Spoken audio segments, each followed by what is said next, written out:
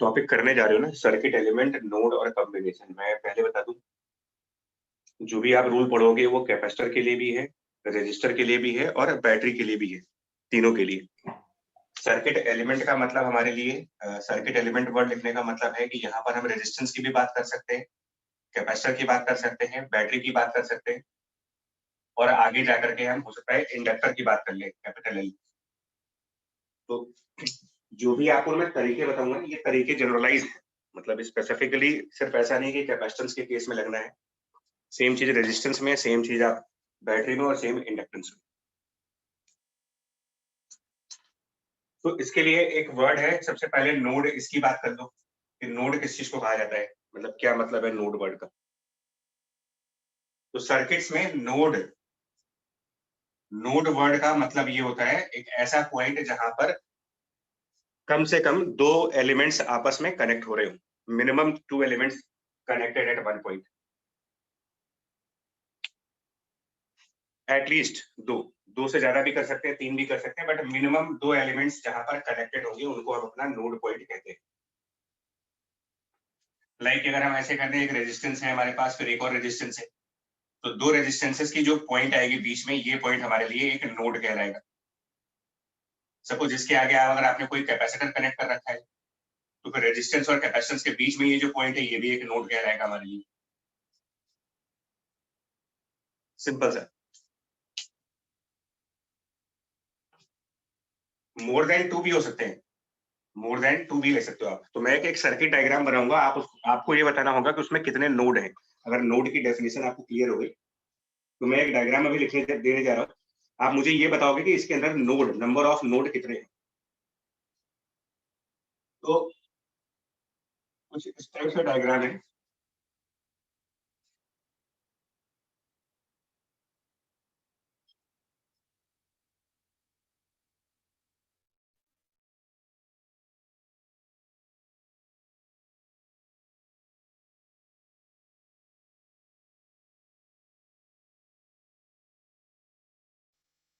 ये basically elements हैं, मतलब ये रेजिस्टर्स हो सकते हैं, ये कैपेसिटर्स हो सकते हैं, ये बैटरीज भी हो सकती है। यहाँ पर मैंने ABCD लिखा है, which can be either resistance, they can be capacitor, battery, inductor, कुछ भी हो सकता है ये।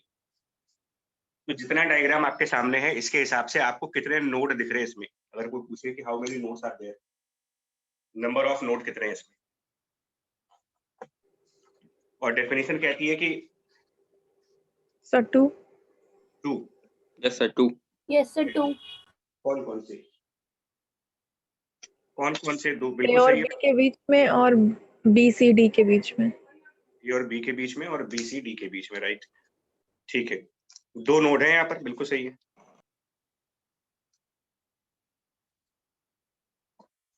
तो एक नोड आप कह रहे हो कि between the A and B, between A and B है, और दूसरा आपका जो है वो B और C के बीच में है। ठीक है, एक इसको कह सकते हो A और B के बीच में एक नोड, ये लेट इट N1 कह दे रहे हैं इसको, और एक B और C के बीच में ये पॉइंट है, ये N2। इस तरीके से आइडेंटिफाई करेंगे। ठीक है, नाउ इसके बाद आगे बढ़ते हैं। सीरीज एलिमेंट्स कौन से होते हैं इसमें से, मतलब कौन कौन से कॉम्बिनेशन आपके सीरीज में होते हैं, ये कैसे आइडेंटिफाई करोगे। ABC ये सीरीज कॉम्बिनेशन में है या फिर पैरेलल कॉम्बिनेशन में है, कैसे देखोगे आप। तो B और C के बीच में जो नोड है, यहाँ पर टोटल कितने वायर्स कनेक्ट हो रहे हैं। वायर्स अगर आप देखो, इस नोड पर कितने वायर्स कनेक्ट हो रहे हैं, नोड N2 के ऊपर देखा जाए तो 1 3। 2, हाँ, मतलब this N2 is connection of 3 elements, whereas N1 is connection of 2 elements।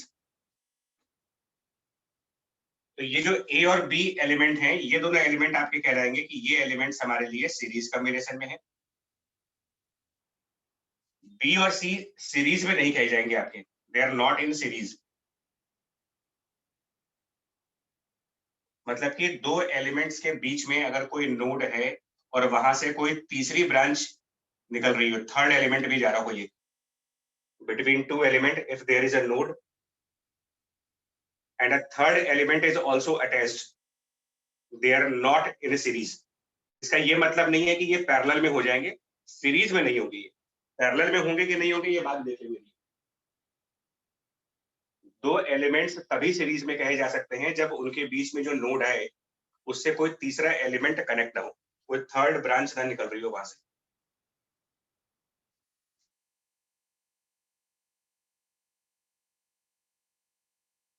मतलब सीरीज एलिमेंट के बीच में जो नोड आएगा वो आप ये कह सकते हो कि वहां पर सिर्फ दो ही वायर्स होंगी, एक इस तरफ और एक इस तरफ, बस दो वायर्स।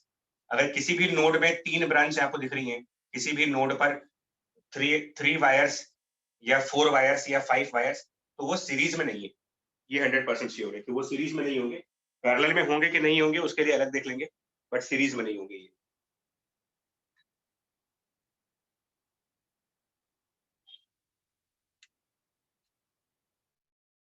बात समझ आई यार आपको? ये बात समझ आई कि कौन से एलिमेंट्स को सीरीज कहा जाएगा, कौन से एलिमेंट को पैरेलल, पैरेलल तो भी नहीं, बट कौन से एलिमेंट को सीरीज कहोगे आप। मतलब अगर कोई पूछे कि whether B and D are they in series combination, तो आंसर है कि नहीं होगा, बिकॉज बी और डी के बीच में जो नोड है उससे एक तीसरा एलिमेंट भी अटैच है। Yes sir. Yes sir. अब देखो पैरेलल के लिए क्या करेंगे, तो एक और डायग्राम में बनाऊंगा यहाँ पर और इसको समझोगे। और मैं एलिमेंट वर्ड यूज कर रहा हूँ, बहुत क्लियरली बोल रहा हूँ आपको, मैं एलिमेंट वर्ड यूज कर रहा हूँ। तो आपने एलिमेंट वर्ड यूज करने का मतलब उसको अपने लेवल पर समझ लेना। उसका मतलब वहां रेजिस्टेंस हो सकता है, कैपेसिटेंस, इंडक्टेंस, बैटरी, सबके सीरीज पैरेलल के कॉम्बिनेशन करने के लॉ अलग अलग हैं, बट रूल्स सबका एक ही होगा, सबके रूल्स एक ही है। आगे देखिए, मैं इसी सर्किट को थोड़ा सा एक्सटेंड कर दे रहा हूँ। सेम सर्किट को मैं एक्सटेंड करके यहाँ पर क्या कर रहा हूँ कि एक एलिमेंट ई लगा देता हूँ यहाँ पर। सेम सर्किट एक्सटेंड करके एलिमेंट ई, फिर इनको यहाँ से यहाँ तक कनेक्ट करो।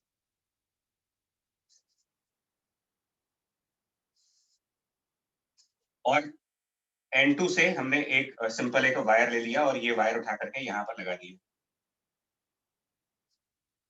N2 से हमने एक ऐसे करके वायर लगा दिया और फिर इससे ले करके आप कुछ कनेक्ट कर सकते हो, चाहो तो इसके आगे कुछ और एलिमेंट लगाओ चाहे ना लगाओ। मान लो F लगा दिया। अब आप देखो कि ये सीरीज पैरेलल कैसे, पैरेलल तो नहीं, खैर अभी पैरेलल की बात नहीं कर रहे। अब इसमें और कितने नोड बढ़ गए आपके इस सर्किट में, आप टोटल थे ही, और कितने नोड दिख रहे हैं मुझे, कितने नोड और आपके हिसाब से यहाँ पर आ गए? दो। N2। अब उसके बाद हाँ, एक C और D के बीच में नोड आ गया, between C and D, N3। ये भी नोड है क्या?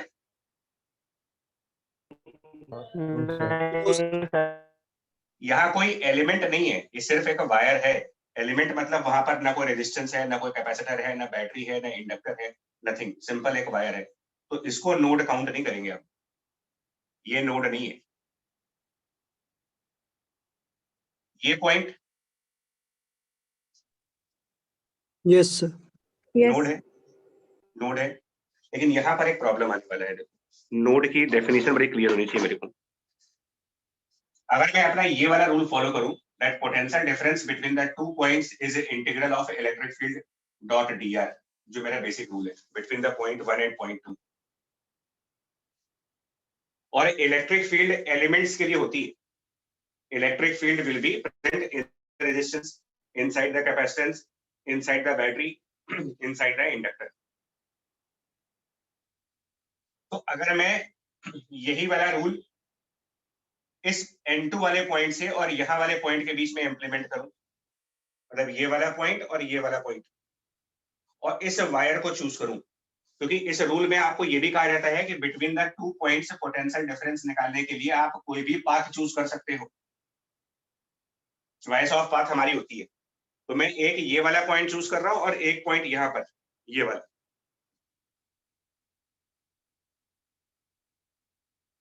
अब आप बताओ, अगर मैं इस ब्रांच में से जाऊं जिसमें कोई एलिमेंट नहीं है, कोई एलिमेंट नहीं है, ना रेजिस्टेंस है, ना कैपेसिटेंस है, ना बैटरी है, ना इंडक्टेंस है, विच मींस यहाँ पर कोई पोटेंशियल डिफरेंस नहीं है, कोई इलेक्ट्रिक फील्ड नहीं होगा, कोई पोटेंशियल डिफरेंस नहीं होगा। ऐसे में क्या होता है ना, ऐसी कंडीशन में ये पॉइंट नोड है, बट ये पॉइंट और ये पॉइंट डिस्टिंक्ट नोड नहीं माने जाएंगे। डिस्टिंक्ट मतलब अलग अलग नोड नहीं माने जाएंगे।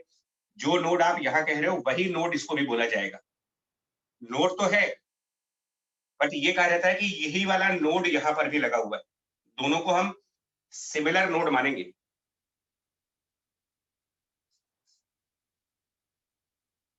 डिस्टिंक्ट नोड, सुनिएगा, डिस्टिंक्ट नोड की कंडीशन अलग है।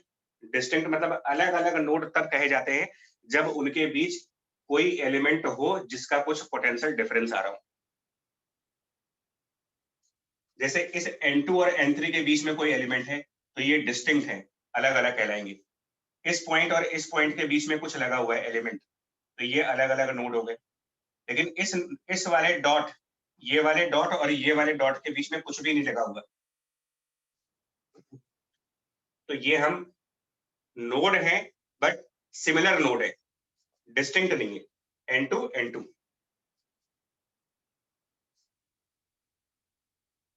क्लियर है बात आपको? मतलब डिस्टिंक्ट नोड कब कहे जाएंगे और सिमिलर नोड कब कहे जाएंगे इसमें? इफ टू डॉट पॉइंट्स, जिसको कि आप जंक्शंस भी कह सकते हो, if two dot points or junction points, they are connected by a wire without any of these elements, they are not distinct nodes, they are repeated nodes। repeated, जो node ये है वही रिपीट हो गया यहाँ पर।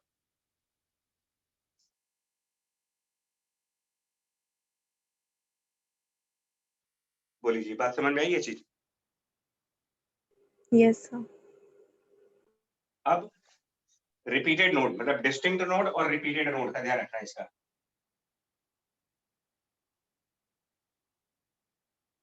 नाउ एलिमेंट डी के connections कहां पर है, मतलब ये इसकी कनेक्शन किन दो नोड के बीच में हो रही है? Connection of element D N2 इधर N2, हाँ, और एलिमेंट डी का दूसरा साइड भी N2 सही है। तो ऐसा एलिमेंट जो रिपीटेड नोड्स, मतलब जिसके दोनों तरफ सेम नोड आ रहे हो, मतलब N2 इधर भी है N2 इधर भी है, तो ये एलिमेंट जिसके दोनों तरफ आइडेंटिकल नोड है, इसको आप सर्किट्स के लैंग्वेज में कहोगे शॉर्ट सर्किटेड एलिमेंट।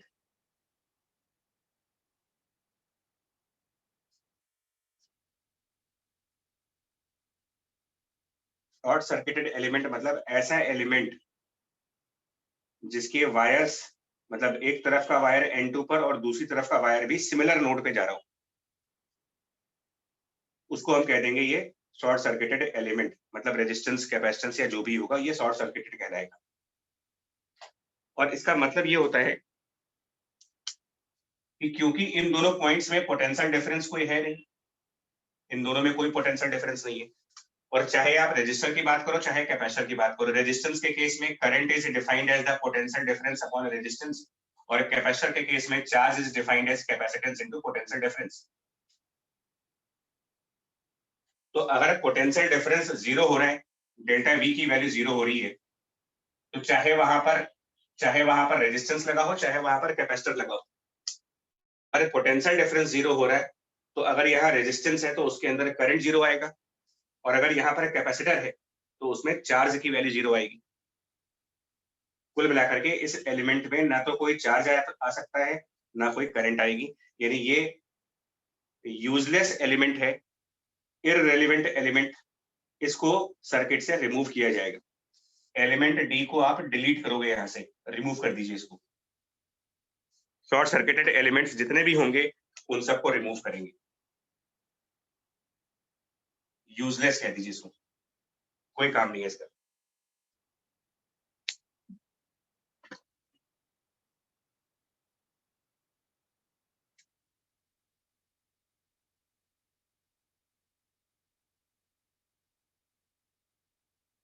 ठीक है बच्चे, बताए शॉर्ट सर्किट दो बातें। हाँ ठीक। सीरीज कैसे देखा जाता है वो बता दिया आपको। Two elements are in series only if the node between them is a node of 2 wires. If that is a node of 3 wires, 4 wires, 5 wires, they are not in the series combination.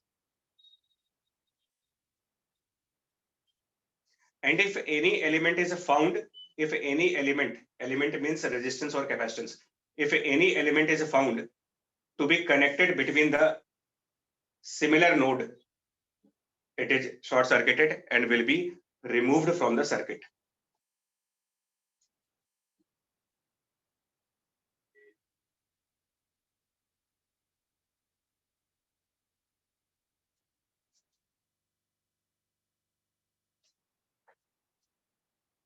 और अब मैं एक wire और यहां से connect कर दे रहा हूं ऐसे.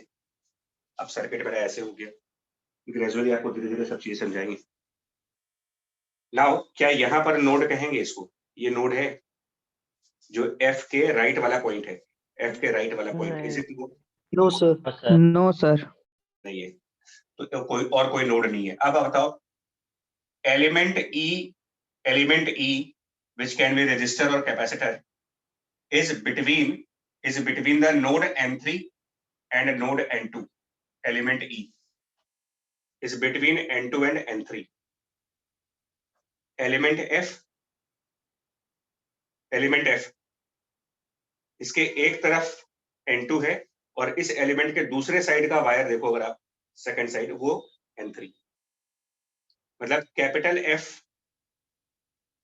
जो कि रेजिस्टर या कैपेसिटर है, वो कनेक्टेड है N2 और N3 के बीच में. इसका एक साइड N2 से कनेक्टेड है, दूसरा साइड हमारा N3 से कनेक्टेड है. और एलिमेंट E उसका भी एक साइड N3 से कनेक्टेड है और एक साइड N2 से कनेक्टेड है. तो ये दोनों सेम पेयर ऑफ नोड पे नहीं आ गए. E बिटवीन N2 N3 है और F वो भी हमारा बिटवीन N2 और N3 है. तो ये सारे एलिमेंट्स जिनका connection same pair of nodes पे होगा, सेम पेयर ऑफ नोड्स, मतलब यहां पर N2 N3 का पेयर बन रहा जिसके बीच में E है और N2 N3 के पेयर के बीच में ही F भी है. ये आपके पैरेलल कॉम्बिनेशंस होंगे. These are parallel elements. मतलब आप ये कह सकते हो कि ये दोनों पैरेलल कॉम्बिनेशन में अटैच है. E और F आर इन पैरेलल. अब इनका इक्विवेलेंट कितना आएगा वो डिपेंड करता है कि वो रेजिस्टेंस है या कैपेसिटेंस है, क्योंकि उनके अलग अलग फॉर्मूले हैं.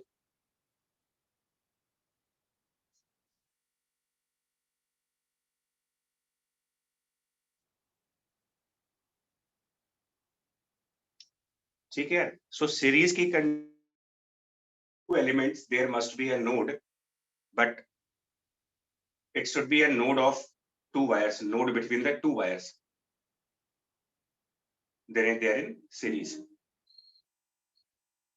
And parallel, the elements must be connected between the same pair of nodes. और तीसरी चीज, short circuiting. If any element is between the repeated nodes, then short circuited और इसको remove कर देंगे यहाँ से.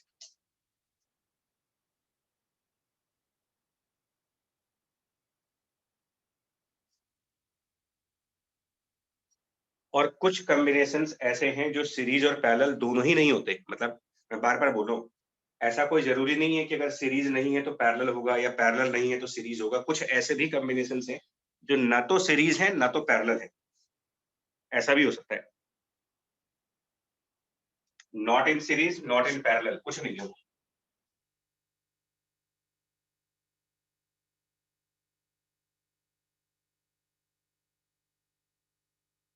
जो ये केस है, अगर आप ध्यान से देख पाओ,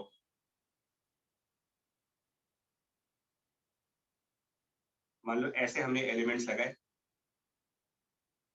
यहाँ बैटरी यूज कर ली. ये व्हीटस्टोन वाला सर्किट है. अब ये रेजिस्टेंस या कैपेसिटेंस कोई भी नाम ले सकते हैं इसका, ABCDE. देख तो यार ये सीरीज पैरेलल में है या नहीं है. देखिए ये पॉइंट एक नोड है, N1, ये पॉइंट एक नोड है N2, ये पॉइंट नोड है N3, ये पॉइंट नोड है N4। कोई भी ऐसा नोड दिख रहा है जो सिर्फ दो वायर्स के बीच में हो? चेक कर लो आप, एनी नोड जहां पर सिर्फ इस टाइप की चीज आ रही हो, दो वायर्स की। N3 1 2 3 wires, N4 3 wires, N1 3 wires, N2 3 wires. तो सीरीज तो नहीं हो सकता ये, कहीं भी सीरीज नहीं है। और ना ही सेम पेयर ऑफ नोड के बीच में एलिमेंट लगे। एलिमेंट ए N1 N2 है, तो C वाला N1 N4 है, अलग हो गया।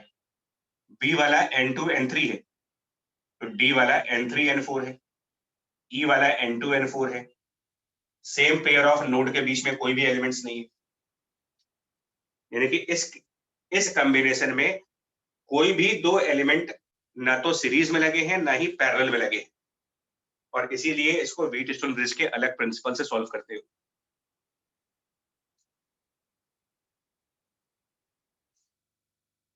इसीलिए यहां पर हम डिफरेंट अप्रोच लगाते हैं, चार्ज डिस्ट्रीब्यूशन वाली अप्रोच।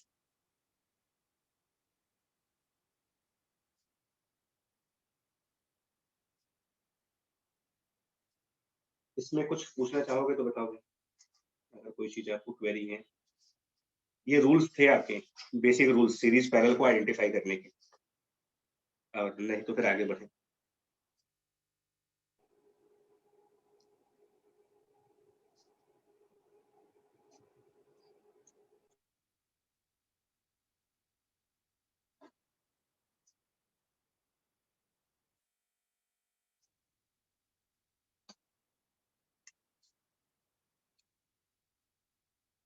चलिए कुछ एग्जांपल्स लीजिएगा।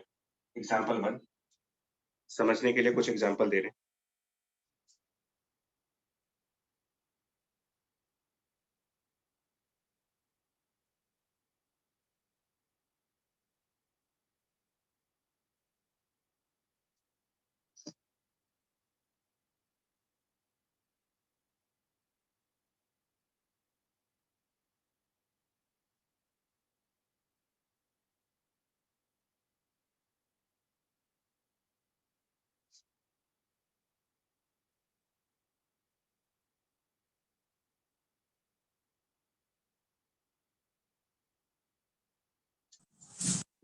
ये 4 है, ये 10 है, ये सब माइक्रोफैरेड्स में है। जितने भी कैपेसिटेंस है वो सब माइक्रोफैरेड्स में है।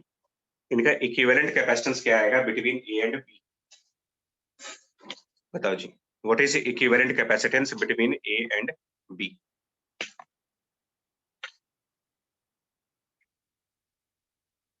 Equivalent between A and B.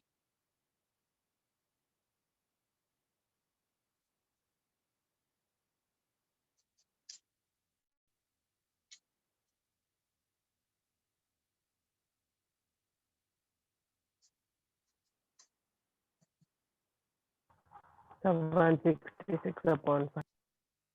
देखते हैं भी कुछ, एक देख लेते हैं। Yes sir. देखो नोड कहाँ कहाँ पर है, वेयर नोड। देखो ये दो एलिमेंट है, तो इनके बीच में एक नोड आया, इसको N1 कह लीजिए। 1 2 3 4 ये भी एक नोड है। इस नोड का नाम क्या देंगे? देखो ये मान लो N1 है, तो ये भी एक नोड हो गया, कोई ना कोई नोड तो हो ही जाएगा। ये N2 मान लो, ये नोड है क्या यहाँ पर, ये पॉइंट? नो तो सर। कुछ नहीं है, No, यहाँ से यहाँ sir. तो कुछ, यहाँ से यहाँ तो कुछ कनेक्ट ही नहीं है, कुछ भी नहीं है, कोई एलिमेंट नहीं है। तो इसको भी आप N2 का ही नाम दे सकते हो। अगर नोड कहना भी चाहोगे तो ये N2 ही पॉइंट ही माना जाएगा, अलग से नहीं माना जाएगा कोई। और ये हमारा कोई N3। तो इसमें क्या कोई सीरीज में लगे हैं? देखो आप, क्या कोई कैपेसिटर सीरीज दिख रहे हैं इसमें? 16 and 4. बिकॉज N1 जो है इसमें दो ही वायर्स हैं, यहाँ पर इस नोड में दो ही वायर्स हैं, तो 16 एंड 4 सीरीज में लगे, तो आप इनको सीरीज के हिसाब से ऐड करो, ये दोनों सीरीज में है, 16 एंड 4 इन सीरीज। और ये जो 20 है, 20 ये N2 और N3 के बीच में है, between N2 and N3, and this 10 is also between N2 and N3। N2 और N3 के बीच में 20 और N2 और N3 के बीच में 10, ये दोनों सेम पेयर ऑफ नोड पे हैं, सेम पेयर ऑफ नोड पे। यानी ये जो 10 और 20 आप देख रहे हो, ये बेसिकली ये दोनों पैरेलल कॉम्बिनेशन में लगे, दिस 10 एंड 20 इन पैरेलल।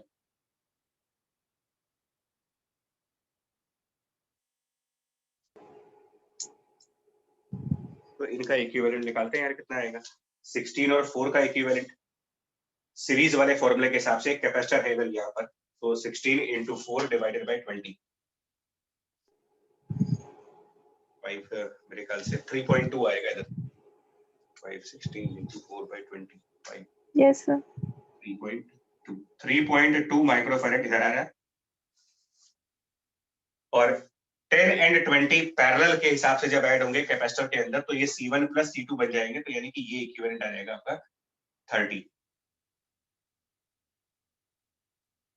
अब इसके आगे प्रोसीड कैसे करोगे यार? इनका इक्विवेलेंट 30 बोलने का मतलब हुआ कि आप इनमें से एक कैपेसिटर को रिमूव कर दें यहाँ से। इक्विवेलेंट वर्ड का मतलब ये होता है कि इन दोनों में से एक को रिमूव करिए और इक्विवेलेंट कैपेसिटेंस 30 यहाँ पर कंसीडर कर ले। तो जो दो पैरेलल वाले थे, ये दोनों पैरेलल वाले, इनमें से या तो आप 20 वाले को रिमूव कर दें या 10 वाले को रिमूव कर दें। तो हम 10 वाले को रिमूव कर रहे हैं और 20 की जगह पर इनका इक्विवेलेंट कैपेसिटेंस वो यूज करेंगे, मींस 30। और ऐसे ही इन दोनों की जगह पर दो कैपेसिटर्स की जगह एक सिंगल कैपेसिटर यहाँ यूज करेंगे। तो एक कैपेसिटर इसमें से हटा देते हैं और जो बचा हुआ कैपेसिटेंस है वो 3.2 कर इक्विवेलेंट के हिसाब से। ये सब वैसे मेंटली करना होता है, ये बार बार आप इरेज करके करोगे तो टाइम बहुत लगेगा। मतलब ये मेंटल कैलकुलेशन होनी चाहिए कि ये दो हट करके यहाँ पर 30 हो जाएगा, ये दो हट करके यहाँ पर 3.2 हो जाएंगे। ये सब मेंटल कैलकुलेशंस हैं। और उसके बाद ये दोनों किस कॉम्बिनेशन में आ जाएंगे। अब यहाँ पर कोई नोड नहीं है, अब कोई नोड नहीं है, बिकॉज यहाँ से यहाँ तक एक ही एलिमेंट है, कोई और एलिमेंट तो है नहीं यहाँ पर। तो ये अब कोई नोड नहीं बचा, यहाँ पर नोड नहीं रहा। अब ये दोनों कौन से कॉम्बिनेशन में कहलाएंगे? 30 और 3.2 की अगर हम बात करें तो parallel. Now these two are in parallel because ये जो 3.2 है ये N3 से स्टार्ट हो रहा है और N2 पे जा रहा है, और ये 30 भी आपका N3 से N2 आ रहा है। ये दोनों पैरेलल में, तो अल्टीमेटली जो आंसर आएगा वो 30 प्लस 3.2 which means 33.2 माइक्रोफैरेड इसका फाइनल आंसर है इक्विवेलेंट कैपेसिटेंस। रेजिस्टेंस होता है तो फिर हम बस इक्विवेलेंट का फॉर्मूला बदल करके और अकॉर्डिंगली अपना आंसर ले आ रहे होते अगर ये रेजिस्टेंसेस होते तो।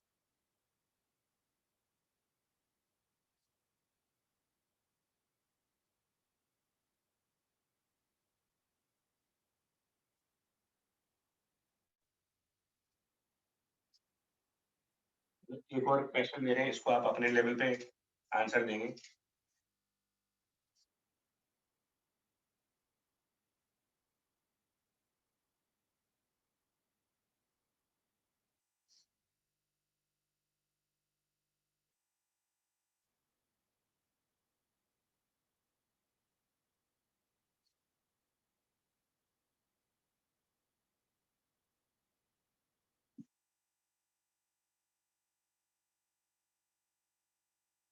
चलिए, ये 5 5 5 5 10 10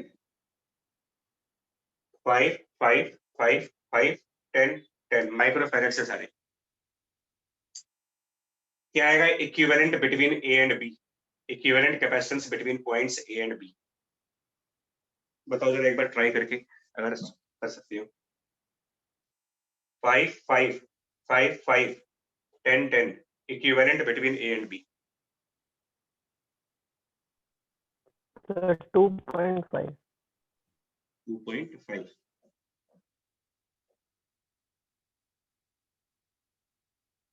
So equivalent will be 2.5, right?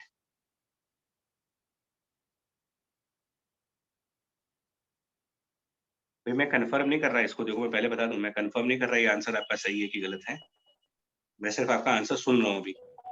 Ji sir. 2.5 आएगा।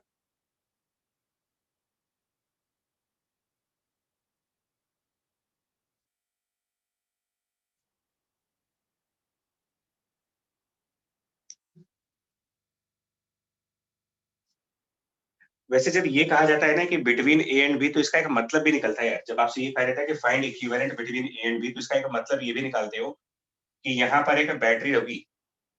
मेंटली इमेजिन कर लें उसको आप। Finding equivalent between A and B मतलब यहाँ पर कोई बैटरी कनेक्टेड रही होगी। 2.5 सर। 2.5, एक मिनट, तो मैं यहाँ पर एक बैटरी दिखा दे रहा हूँ यार।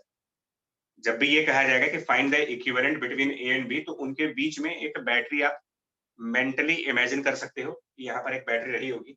अब हम नोड देखें, अगर इसके अंदर नोड पॉइंट्स देख करें, तो ये एक नोड N1 हो गया, इधर की तरफ N2 हो गया, एक एलिमेंट दूसरा एलिमेंट, इनके बीच में ये N3 हो गया,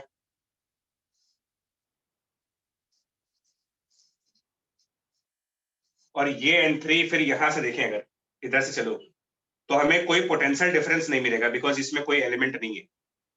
तो अगर हम N3 से इधर आएंगे और नीचे आ जाए, तो यहां तक कोई पोटेंशियल डिफरेंस नहीं मिला, तो इसको भी हम N3 का ही नाम देंगे। ये भी हमारे लिए N3 है।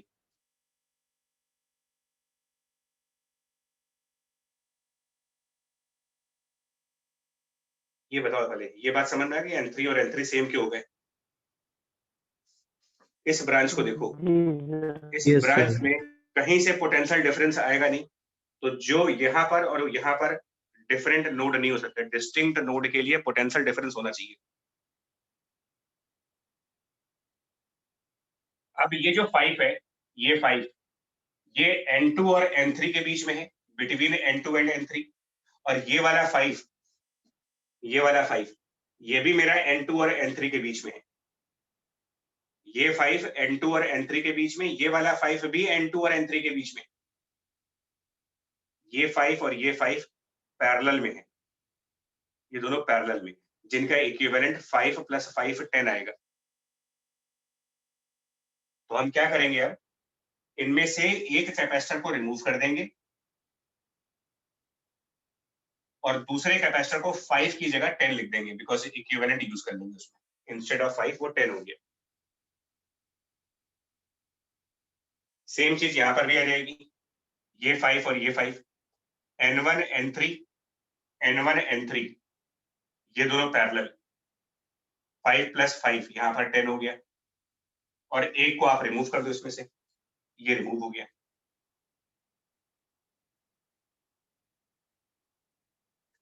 अब इसका कोई काम नहीं बचा, बिकॉज ये ओपन वायर है, तो इसका कोई काम बचा नहीं, इसको भी हटा देंगे।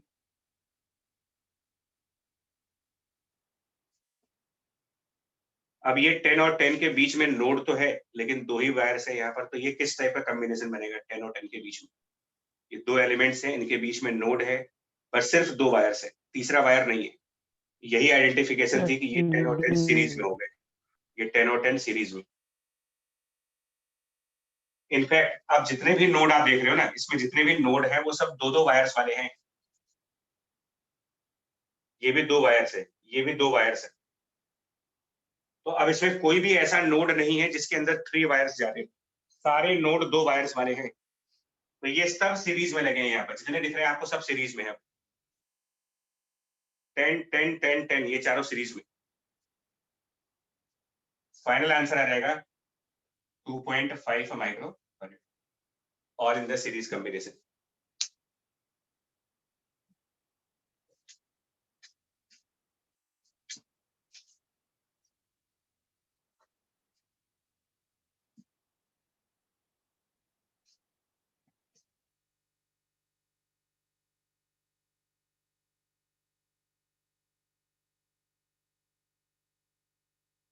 ठीक है, Yes, sir. ठीक है जी, बाकी लोग बताओ, सही है। Yes, sir. आगे देखो और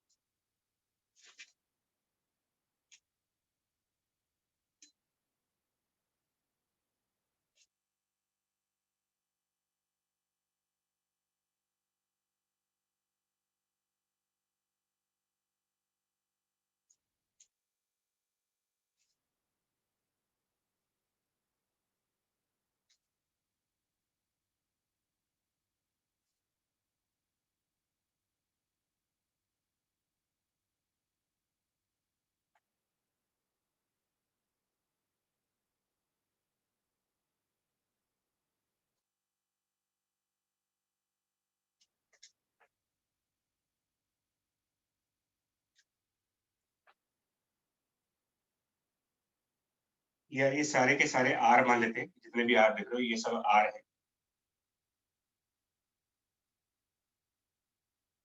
ठीक है, बताइए इसका इक्विवेलेंट रेजिस्टेंस क्या होगा, are equivalent.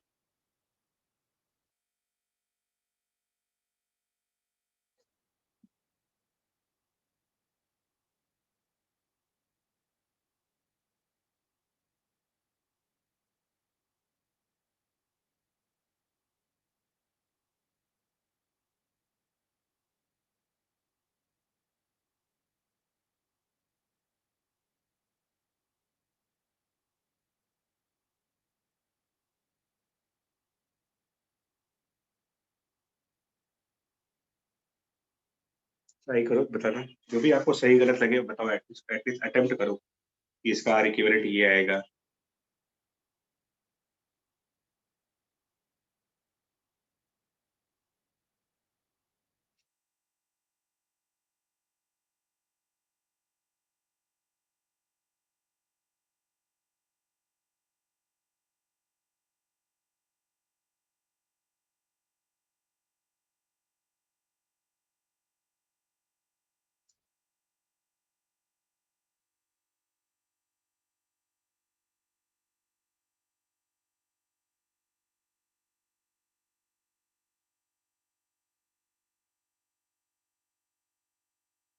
So 17 R by 6.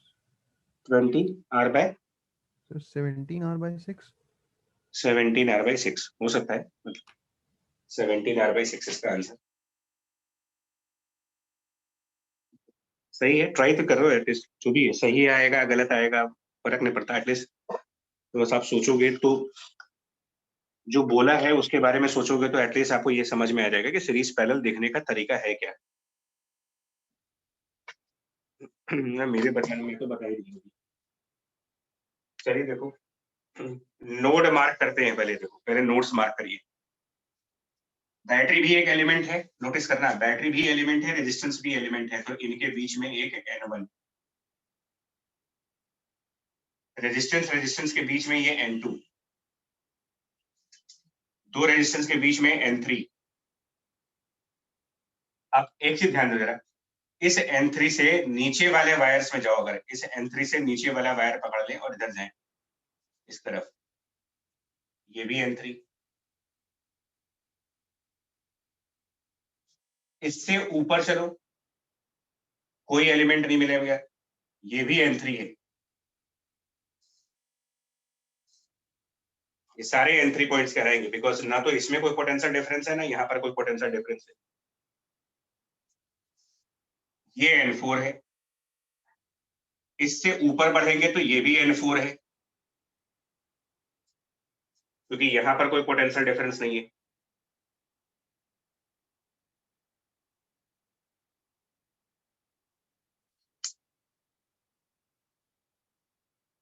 और एक ये भी नोड है बैटरी और रेजिस्टेंस के बीच में, ये मान लो कुछ आप N5 है।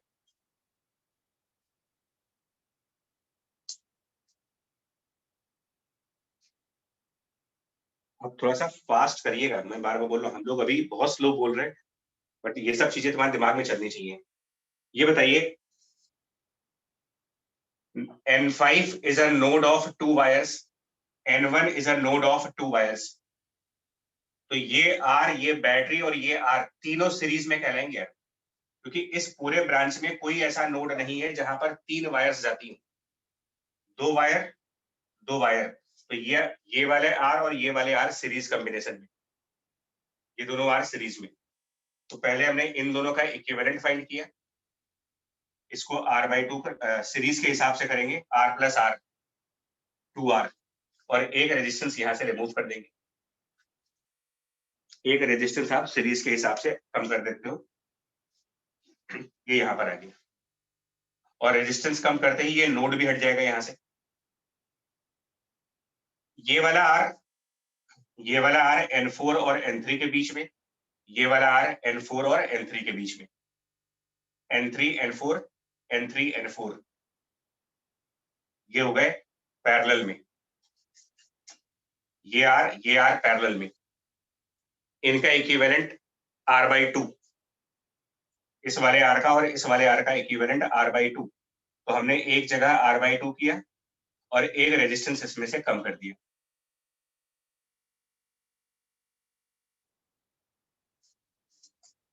कम करते ही ये N3 चला गया यहां से।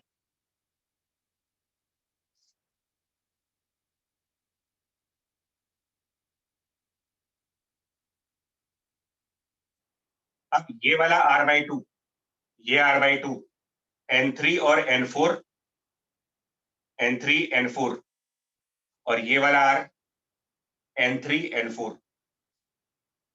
N3 N4 R/2, N3 N4 R, ये भी पैरेलल में हो गए, R और R/2 पैरेलल में। ये कितना बन जाएगा? R और R/2 के रेजिस्टर्स का पैरेलल कॉम्बिनेशन लगाएं अगर, रेजिस्टेंस R और रेजिस्टेंस R/2 का पैरेलल कॉम्बिनेशन, R/3। R/3। तो यहाँ पर R/3, या तो इसको R/3 कर लो या इसको R/3 कर लो। हम इसको R/3 कर लेंगे तो इसको हटा देंगे, एक हट जाएगा उसमें से। अब R और R/3 हो गए सीरीज में, R and R/3 series, R/3, ये मिलकर के 4R/3 हो जाएगा। इसके आगे वैसे आप लोग खुद भी कर सकते हो 12th पास के हिसाब से। 4R/3 यहाँ पर और ये R पैरेलल में होंगे, 4R/3 और R पैरेलल में, और इनका जो इक्विवेलेंट आएगा वो इसे 2R के साथ सीरीज में। यानी कि जो फाइनल आंसर आएगा आपका वो हो जाएगा 2R प्लस 4R/3 और R का पैरेलल।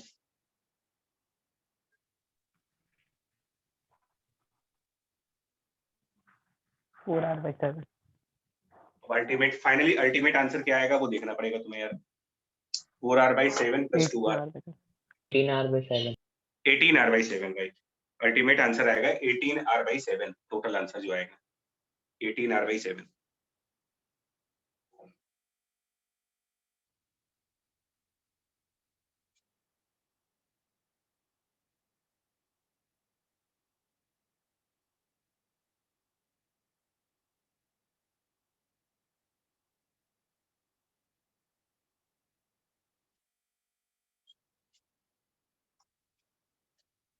नोट बना के करो, गलती नहीं होगी। नोट के बिना अगर आप करोगे तो हो सकता है कहीं गलती हो जाए, मैं ये नहीं कह रहा। ये भी हो सकता है कि बिना नोट के भी आपका आंसर आ ही जाए, लेकिन चांसेस, मतलब रिस्क क्यों ले हम उसमें भी। इसमें बताना है यार।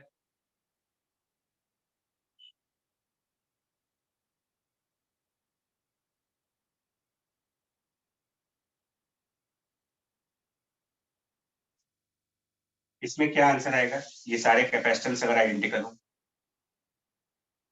इक्विवेलेंट कितना आएगा इसका?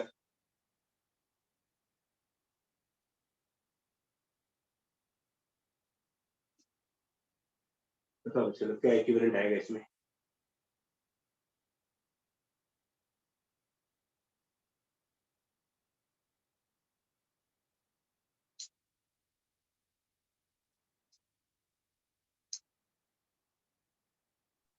AC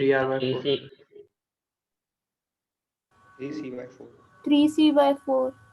by 4। इसको ये एक नोड मान लिया N1, इधर से ऊपर से गए तो कोई पोटेंशियल डिफरेंस ही नहीं है, तो ये भी आपका N1 हो गया। इसको N2 कह दिया, और इस ब्रांच में कोई पोटेंशियल डिफरेंस नहीं है, तो ये भी हमारा N2 कहलाएगा, क्योंकि यहां से कोई पोटेंशियल डिफरेंस नहीं है। तो पहला वाला कैपेसिटर N1 N2, दूसरा वाला कैपेसिटर N1 N2, और तीसरा वाला कैपेसिटर N1 N2। तो ये भी N1 N2, ये भी N1 N2, ये भी N1 N2, ये तीनों पैरेलल में हो गए। ये तीनों के तीनों कैपेसिटर्स पैरेलल में।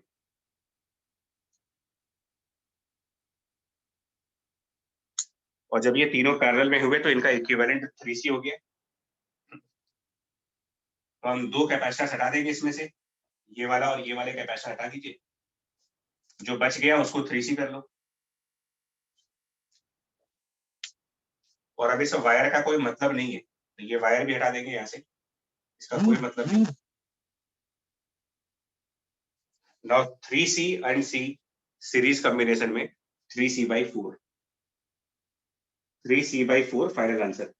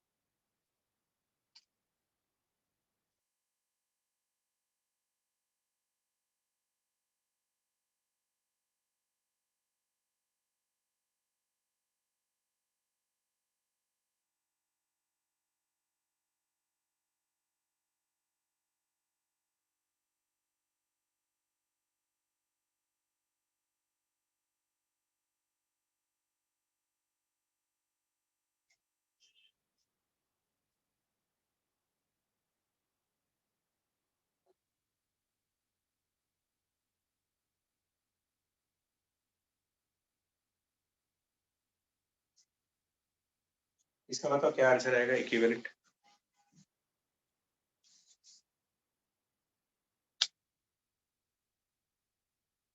C/2।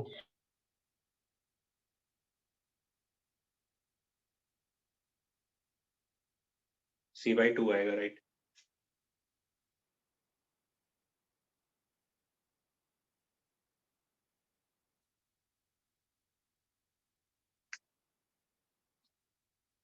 ऊपर के दोनों सीरीज में कहोगे क्या? मतलब नोड की डेफिनेशन पढ़े अगर, इसको हमने कुछ N1 नोड मान लिया ऊपर, यहाँ पर N1, और यही N1 नीचे भी आएगा, बिकॉज इसके अंदर कोई पोटेंशियल डिफरेंस नहीं है। यहाँ से यहाँ तक कोई पोटेंशियल डिफरेंस नहीं, इसको भी N1 कहोगे। यहाँ N2 का नाम दे दे तो यहाँ पर N3। ये वाला C N1 N2 के बीच में, ये वाला C N1 N2, और ये वाला C भी आपका N1 N2। ये भी N1 N2 जा रहा है, ये भी N1 N2 जा रहा है, इन दोनों को कर दो पैरेलल में, ये दोनों पैरेलल, इनका पैरेलल करेंगे तो ये 2C बन जाएगा, इन दोनों का पैरेलल 2C। तो एक हटा दें इसमें से, एक कैपेसिटर हटाइए और इसको 2C कर लीजिए। सिमिलरली ये दोनों 2C में, इसमें से भी ये हटा देंगे, इन दोनों के हटते ये वायर भी रिमूव कर दी जाएगी, और अब 2C और C सीरीज में, 2C and 2C capacitor series में, तो इनका इक्विवेलेंट आएगा कैपिटल C, और कैपिटल C और ये C ये भी सीरीज में लगे हैं, ये सब सीरीज में ही लगे हैं, तो capital C and capital C series में अल्टीमेटली आंसर आ जाएगा C/2 का फाइनल आंसर।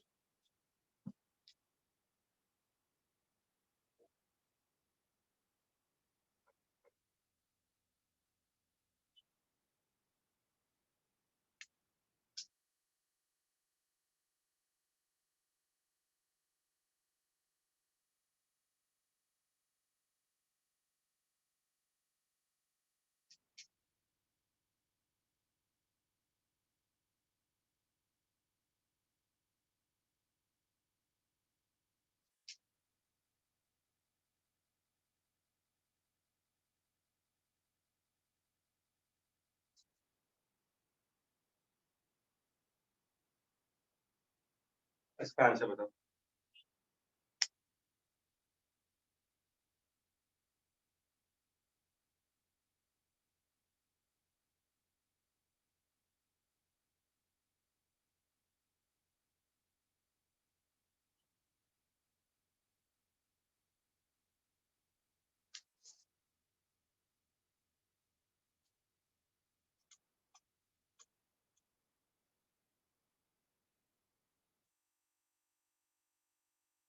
बताओ भाई इसका आंसर।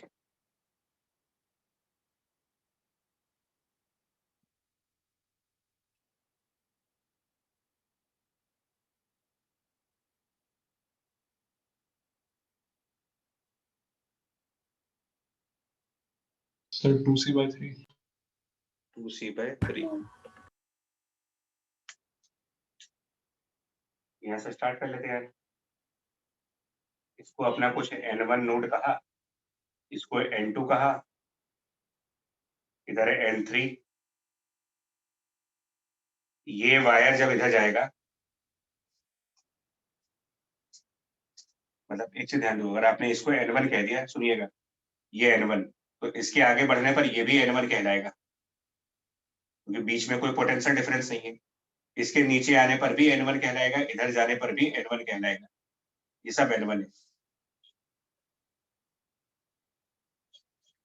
ऐसे में ये वाला कैपेसिटर इधर भी n1, इधर भी n1, n1 n1, यानी ये शॉर्ट सर्किटेड हो गया।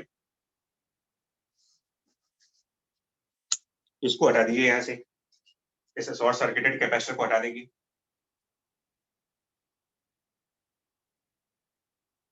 और इसके हटते ही ये दोनों आपके पैरेलल में, C और C पैरेलल में 2C हो जाएगा, और 2C और इस वाले C का सीरीज कॉम्बिनेशन, यानी कि 2c/3।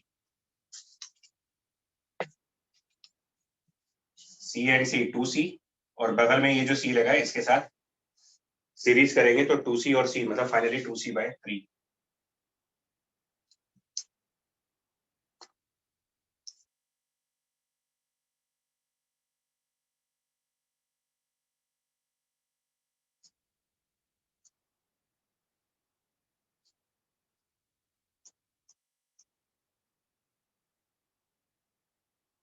इसके बाद आते हैं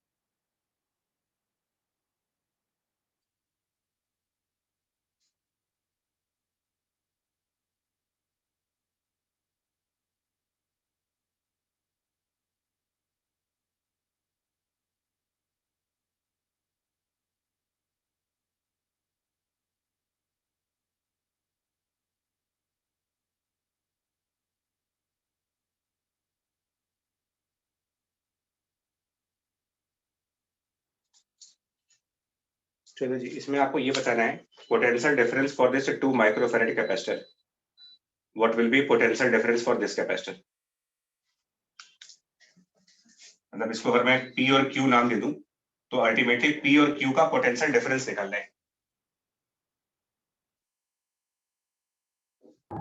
तो करंट्स पोटेंशियल डिवाइड कर डिफरेंस, लेंगे। हाँ जी, करंट्स डिवाइड कर लेंगे सर। लेफ्ट वाले 3 से जो अगर I1 सपोज जाएगा तो राइट वाले 3 से भी वही जाएगा। ठीक। अब हमने उस दिन भी कहा था कि अब इसका थोड़ा सा छोटा मेथड भी देंगे। वो डिवीजन वाला तो था ही, पोटेंशियल डिफरेंस 3 निकालने और 3 के में लिए। सेम करेंगे। हाँ, सिमेट्री का यूज करेंगे, और सिमेट्री के अलावा भी एक नया पॉइंट यूज करने जा रहे हैं, जिससे कि ये टॉपिक थोड़ा सा आसान हो हमारे लिए, मतलब कम टाइम के अंदर सॉल्व हो। तो थोड़ा सा सुनिएगा जो बोलने जा रहे हैं, क्योंकि नई चीज है, ये पहले नहीं बताइए।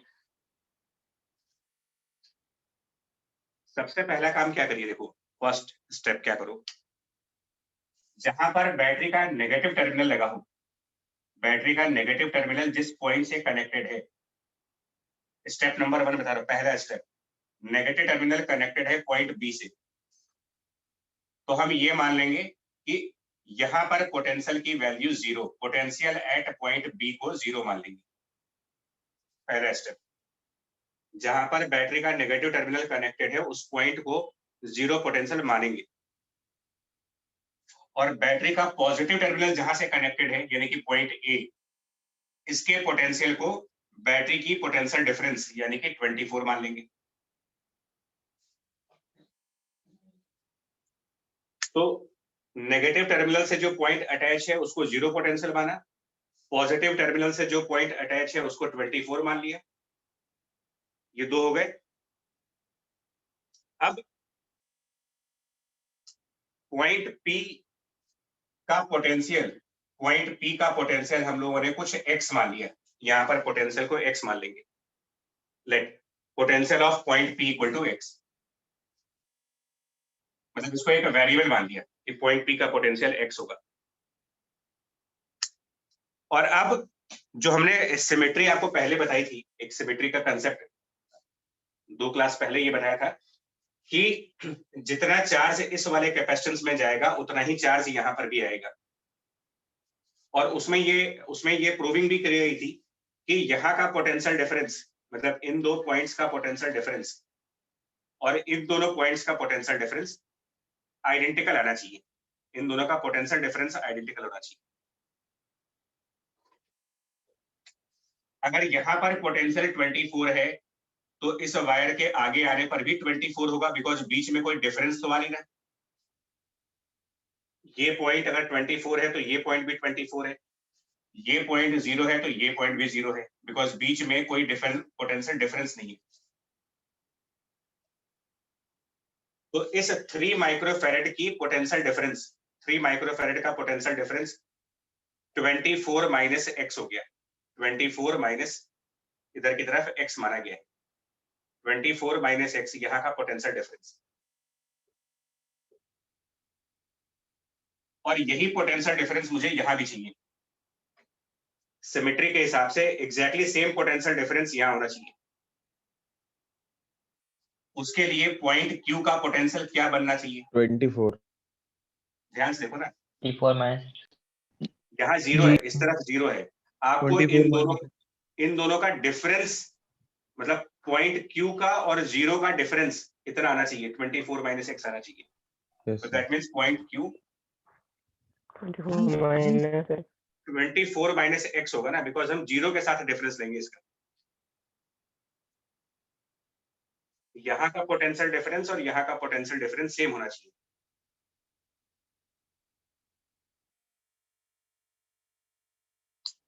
यहाँ तक बात समझ में आई आपको? यहाँ तक बोलो भाई, अगर ये पोटेंशियल sir. है ना। आप जो स्टेटमेंट बोल रहा हूँ वो भी सुनिएगा, क्या कहने जा रहे हैं। प्लेट 3, ये जो 3 माइक्रोफैरेड आप देख रहे हो ना, 3 माइक्रोफैरेड, इसकी ऊपर वाली प्लेट को हम कोई नाम देंगे, है ना, इस वाली प्लेट को, मतलब इसको small a, small b, small c, small d, small e और स्मॉल f ऐसे नाम दे देते हैं। तो प्लेट b, प्लेट e और plate c, b, e, c, ये 3 प्लेट्स की बात कर रहा हूं। कौन से 3 प्लेट्स की बात की है मैंने? Plate number b, plate number e और plate number c।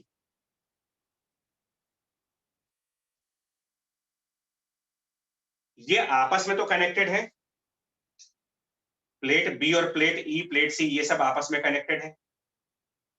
Sir. But क्या इनमें से कोई भी प्लेट बैटरी से कनेक्टेड है? नहीं सर, बैटरी के No, किसी भी sir. टर्मिनल से, बैटरी के प्लस या माइनस किसी टर्मिनल से No, sir. नहीं है। तो बी, ई, सी ये आपस में तो कनेक्ट हो रहे हैं, आपस में ये अटैच हो रहे हैं। सी वाला ई से अटैच हो रहा है, ई वाला बी से अटैच हो रहा है, बट इन तीनों में से किसी भी प्लेट का कनेक्शन बैटरी के प्लस या बैटरी के माइनस से नहीं है। इसको हम कहते हैं अपना आइसोलेटेड सिस्टम। और ऐसे में कंडीशन ये आनी चाहिए कि इनके चार्जेस का समेशन 0 होना चाहिए। मतलब कि charge on plate B plus charge on the plate E plus charge on plate C must be equal to 0। Sir ये वही किरचॉफ्स रूल वाली बात हो गई। किरचॉफ रूल वाली बात हो गई, कंजर्वेशन ऑफ चार्ज वाली। बट इससे हमारा ना क्वेश्चन सॉल्विंग थोड़ी फास्ट होती है। Yes sir. वो ये है पहले के कंपेयर में। अब बी वाली प्लेट पर कितना चार्ज होगा ये बताइए, प्लेट बी का चार्ज। तो हमें कैपेसिटेंस पता है, पोटेंशियल डिफरेंस पता है, कैपेसिटेंस एंड पोटेंशियल डिफरेंस। तो इस कैपेसिटर का चार्ज कैलकुलेट करने के लिए, इस कैपेसिटर का चार्ज कैलकुलेट करने के लिए Q equal to C into V का कंसेप्ट लगाएं अगर, तो यहां पर जो चार्ज आएगी capacitance 3 multiplied by this potential difference 24 minus x.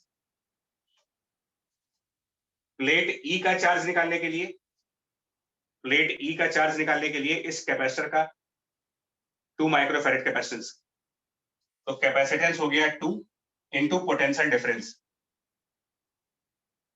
तो इसकी ये वाली प्लेट पोटेंशियल x माना गया है और लोअर प्लेट का potential of the lower plate वो 24 माइनस एक्स है। तो जब डिफरेंस निकालेंगे तो ऊपर वाली प्लेट के पोटेंशियल में से नीचे वाली प्लेट का पोटेंशियल माइनस करो, मतलब कि x में से 24 माइनस एक्स को माइनस करें अगर, तो ये 2x माइनस 24। और तीसरा कैपेसिटर जो ये वाला है 6 इंटू एक्स, इसका नहीं ध्यान देखो ना, 6 माइक्रोफैरेड की ये वाली प्लेट, इसका पोटेंशियल x है और दूसरे साइड जो प्लेट है उसका पोटेंशियल 0 है। तो पोटेंशियल डिफरेंस इन दोनों साइड्स पर वो x हो गया। तो कैपेसिटेंस इनटू पोटेंशियल डिफरेंस ये चार्ज हो गया। और हम इन सारे चार्जेस का समेशन 0 करेंगे, इन सारे चार्जेस का समेशन 0। लेकिन थोड़ी केयर करनी पड़ती है, वो ये कि प्लेट बी पर चार्ज पॉजिटिव है या नेगेटिव है, ये मानना पड़ेगा। मतलब क्यूबी के आगे नेगेटिव साइन होगा या पॉजिटिव साइन होगा। तो हम लोगों ने यहाँ पर पोटेंशियल डिफरेंस जब निकाला है, पोटेंशियल डिफरेंस, तो 24 माइनस एक्स लिखा है, 24 माइनस एक्स, यानी हम ये मान के चल रहे हैं कि इस तरफ पोटेंशियल ज्यादा है और इस तरफ पोटेंशियल कम है। इस साइड हाई पोटेंशियल मान रहे हैं और इस तरफ लो मान रहे हैं, तभी तो डिफरेंस निकालने के लिए 24 में से x को माइनस किया है। 24 माइनस एक्स करने का मतलब 24 हाई वैल्यू है। तो प्लेट ए का पोटेंशियल ज्यादा है, प्लेट बी का पोटेंशियल कम है, so charge on the plate B negative sign के साथ होगा, इसके आगे एक माइनस साइन। सर अगर अभी साइंस ना लगाएं, सिर्फ ऐड करके इक्वेट कर दें, उसके बाद फिर सर एक्स तो अपने आप निकल ही आएगा, बड़ा है नहीं क्या आएगा, होगा? नहीं आएगा बच्चा। ये पोटेंशियल डिफरेंस है, पोटेंशियल सब्ट्रैक्शन नहीं है। डिफरेंस वर्ड जो होता है वो हमेशा एक पॉजिटिव वैल्यू को इंडिकेट करता है, मतलब हम ये मान के चल रहे हैं कि ये पॉजिटिव टर्म है। जब हम चार्ज कैलकुलेट करते हैं कैपेसिटेंस के लिए by formula C delta V, तो डेल्टा V को हम कभी ये नहीं कहते कि सब्ट्रैक्शन प्लस माइनस आ सकता है। डेल्टा V को आप सिंपली डिफरेंस बोलते हो, दैट मींस कि ये फैक्टर हमेशा पॉजिटिव फैक्टर होना चाहिए। यानी इसको कैलकुलेट करते वक्त बड़े पोटेंशियल में से छोटा पोटेंशियल माइनस करोगे। तो अमाउंट ऑफ चार्ज हमेशा पॉजिटिव प्लेट का कैलकुलेट होता है, मतलब Q इक्वल टू CV का जो फॉर्मूला लगाते हैं उससे आप चार्ज का सिर्फ मैग्नीट्यूड पता करते हो, Q इक्वल टू CV लगा करके, मतलब सिर्फ ये मालूम चलेगा कि मैग्नीट्यूड ऑफ चार्ज इन दोनों प्लेट्स पर क्या होगा, लेकिन किसी एक पर पॉजिटिव चार्ज होगा और किसी दूसरे पर नेगेटिव चार्ज होगा। तो जब हम सम ऑफ चार्जेस को 0 करेंगे तो हमको यहाँ पर विद पोलैरिटी देखना पड़ता है। सब ऑफ चार्जेस को 0 करते वक्त इनकी पोलैरिटी भी कंसीडर करनी पड़ती है साथ में। सेकंड वाले की पोलैरिटी क्या लेंगे, देखो आप 2x माइनस 24, 2x माइनस 24, तो हमने कौन से पोटेंशियल में से किधर का पोटेंशियल माइनस किया हुआ है? हम लोगों ने P वाले में से Q को माइनस किया है या Q वाले में से P को माइनस किया है यहाँ पर 2x माइनस 24 जो है, तो सर ये P में से Q। P में से Q माइनस किया, इसका मतलब हम ये मान के चल रहे हैं कि पॉइंट P का पोटेंशियल ज्यादा है, यानी ऊपर वाली प्लेट का पोटेंशियल ज्यादा है, यानी यहाँ पर पॉजिटिव चार्ज है, तो इसके आगे प्लस साइन। और 6x निकालते समय भी हमने ये माना है कि यहाँ पर ज्यादा पोटेंशियल है, यहाँ पर कम है, तो इस प्लेट C के आगे भी पॉजिटिव साइन होगा, इधर माइनस बाकी दो प्लस। और अब आप इससे x की वैल्यू निकालेंगे। x की वैल्यू अपने आप नहीं आएगी, ये दिमाग से लगा लीजिए कि अगर हम साइन कंसीडर ना करें तो वो ऑटोमेटिकली एडजस्ट हो जाएगा, इसमें नहीं होता यार ये। Self adjustment of these charges, sign of charges, self adjustment of sign of charges, ये किरचॉफ लॉ में नहीं है, वो हमको केयर करनी पड़ती है। किरचॉफ लॉ साइंस को अपने आप एडजस्ट कर रहा होता अगर, तो लूप लॉ लगाते समय हम क्यों देखते कि कहां पर पॉजिटिव वोल्टेज है, कहां नेगेटिव वोल्टेज है। और ये भी तो किरचॉफ लॉ ही है, किरचॉफ जंक्शन रूल है ये। तो किरचॉफ के दोनों ही रूल्स जो है वो खुद से साइन को एडजस्ट नहीं करते, हम लोग को रूल लिखते वक्त साइन देखना पड़ता है, चाहे वो चार्ज हो चाहे वो पोटेंशियल डिफरेंस हो। सर ई प्लेट वाले का एक बार वो चार्ज कैसे निकाला वो बता दीजिए। ये बताओ ना, जो प्लेट ई है ये कौन से पॉइंट से कनेक्टेड है, मतलब इसका जो वायर है वो कहाँ जा रहा है, प्लेट से। ई का पॉइंट, वहां पर क्या पोटेंशियल है, x है, और इसकी लोअर प्लेट जो है वो Q से कनेक्टेड, जहां पर 24 माइनस x है। Yes sir. तो इन दोनों प्लेट का पोटेंशियल डिफरेंस चाहिए होता है हमें, तो ऊपर वाली प्लेट का पोटेंशियल x हो गया, नीचे वाली प्लेट का पोटेंशियल 24 माइनस x हो गया। अब x और 24 माइनस x का डिफरेंस निकालो, मतलब कि इसमें से इसको माइनस करो, समझ गए। वो ये चीज है। Q इक्वल टू CV में ये पोटेंशियल डिफरेंस होना चाहिए बिटवीन द टू प्लेट्स। और ये जो x लिख रहे हो, 0 लिख रहे हो, 24 लिख रहे हैं, 24 माइनस x लिख रहे हैं, ये पोटेंशियल डिफरेंस नहीं है, ये स्पेसिफिकली इस पॉइंट का पोटेंशियल है। ये इस पॉइंट का पोटेंशियल आ रहा है, इस पॉइंट का पोटेंशियल आ रहा है, इस पॉइंट पर पोटेंशियल आ रहा है। डिफरेंस निकालने के लिए मुझे सब्ट्रैक्शन करना पड़ेगा, और सब्ट्रैक्शन करते वक्त हमको ये मानना पड़ेगा कि इधर ज्यादा है इधर कम है, तभी तो आप 24 माइनस x लिखोगे। और जिस तरफ का पोटेंशियल तुमने ज्यादा माना है ऑब्वियसली उधर पॉजिटिव चार्ज होना चाहिए। अभी इससे x की वैल्यू क्या आ रही है देखो जरा, इस क्वेश्चन के हिसाब से x की value So So 120 120 by 13। 120 by 13। अब मेरा आंसर आ गया। फिर इस मेथड की बड़ी खास बातें हैं, मतलब पहले जो किया और इस मेथड में, पहला क्वेश्चन इसलिए मुझे टाइम भी लगेगा, बट कुछ खास बातें देखो। जब x की वैल्यू मिल जाएगी आपको 120/13, तो इसका मतलब पॉइंट P का पोटेंशियल भी आ गया और पॉइंट Q का पोटेंशियल भी आ गया, और हमसे पूछा गया है VP माइनस VQ। क्या इसका आंसर अब आ नहीं गया? Potential of point P yes sir, वो x हो, हाँ जी x हो गया, जो कि 120/13 है, और potential of Q 24 minus x है। तो अब इनका डिफरेंस पूछा जाए आराम से निकाल सकते हैं। इनफैक्ट इसी का डिफरेंस नहीं, अब आप किसी भी कैपेसिटर का पोटेंशियल डिफरेंस बता सकते हो, किसी भी कैपेसिटर का चार्ज दिखा सकते हो। बाय जस्ट केवल पोटेंशियल पूछ रहा हो तो डायरेक्ट यही लगा दे। कुछ भी मैं बोलूं, जस्ट बाय सिंगल इक्वेशन, इस मेथड की पावर देखो आप, बाय सिंगल इक्वेशन हमें कितने सारे आंसर्स मिल जाएंगे। Now we can find out potential difference for any capacitor, we can find out charge on any capacitor, क्योंकि इसमें सीरीज पैरेलल लगेगा ही नहीं, बिकॉज अगर हम सीरीज पैरेलल मेथड ट्राई भी करेंगे ना, तो नोड वाले कंसेप्ट को अप्लाई करो, कोई भी दो कैपेसिटर सीरीज में नहीं है, कोई भी दो कैपेसिटर पैरेलल में नहीं है। तो इनको इन क्वेश्चंस को सॉल्व करने के दो ही ऑप्शंस हैं, या तो चार्ज डिस्ट्रीब्यूट करके करो, जो हम लोगों ने 2 लेक्चर्स पहले दिखाया था आपको, लेकिन उसमें भी दो वेरिएबल्स आते हैं, चार्ज डिस्ट्रीब्यूट करने में दो वेरिएबल्स आते हैं, तो दो इक्वेशन बनती है। पोटेंशियल मेथड में फायदा क्या है, देखो आपको सिंगल वेरिएबल, एक ही वेरिएबल में पूरा क्वेश्चन सॉल्व होगा।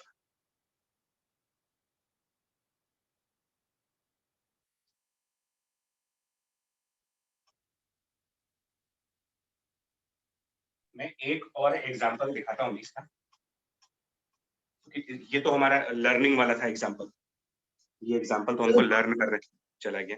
मैं एक एग्जांपल और फ्रेश दिखाता हूँ। हाँ जी सर, जो पॉइंट क्यू से 3 प्लेट्स कनेक्टेड थी वो भी आइसोलेटेड सिस्टम होगा ना?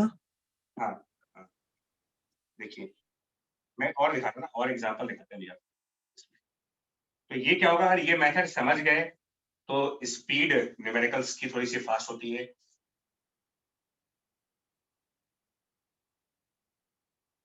ये वही क्वेश्चन है जो एचसीबी में है, आप लोगों ने 100% ट्राई किया होगा इसे, ए और बी, जिसमें ये कैपेसिटेंस 1 है, ये कैपेसिटेंस 2 है, ये 3 है, और ये 3, 2, 1, ये दोनों 4 है। ये एचसीबी का एक क्वेश्चन है यार, इनमें इक्विवेलेंट कैपेसिटेंस पूछा गया है।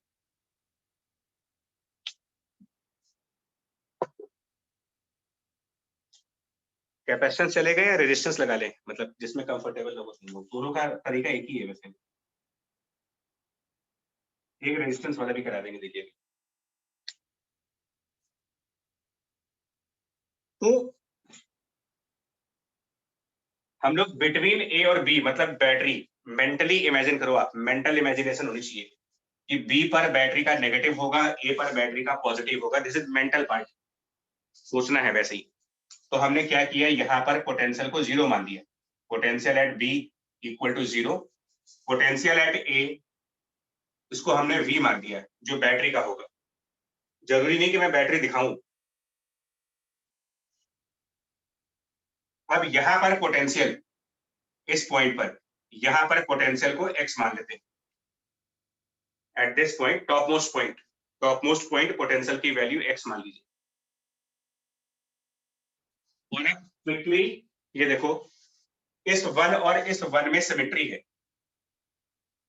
इस 1 का पोटेंशियल डिफरेंस क्या बन रहा, V minus x. V minus x। तो यहाँ पर क्या होना चाहिए पोटेंशियल, क्योंकि यहाँ भी सेम डिफरेंस आना चाहिए। और इस सर V तरफ minus 0 है, x। इस तरफ, हाँ इस तरफ 0 कर दिया आपने, और यहाँ पर पोटेंशियल डिफरेंस सेम आने चाहिए। तो at this point we must have a potential equal to V minus x। जो डिफरेंस V और x का है वही डिफरेंस इस अननोन और 0 का है। तो अननोन और 0 के बीच का डिफरेंस और V और x के बीच का डिफरेंस अगर बराबर करना है तो यहाँ पर V माइनस x होना चाहिए फिर।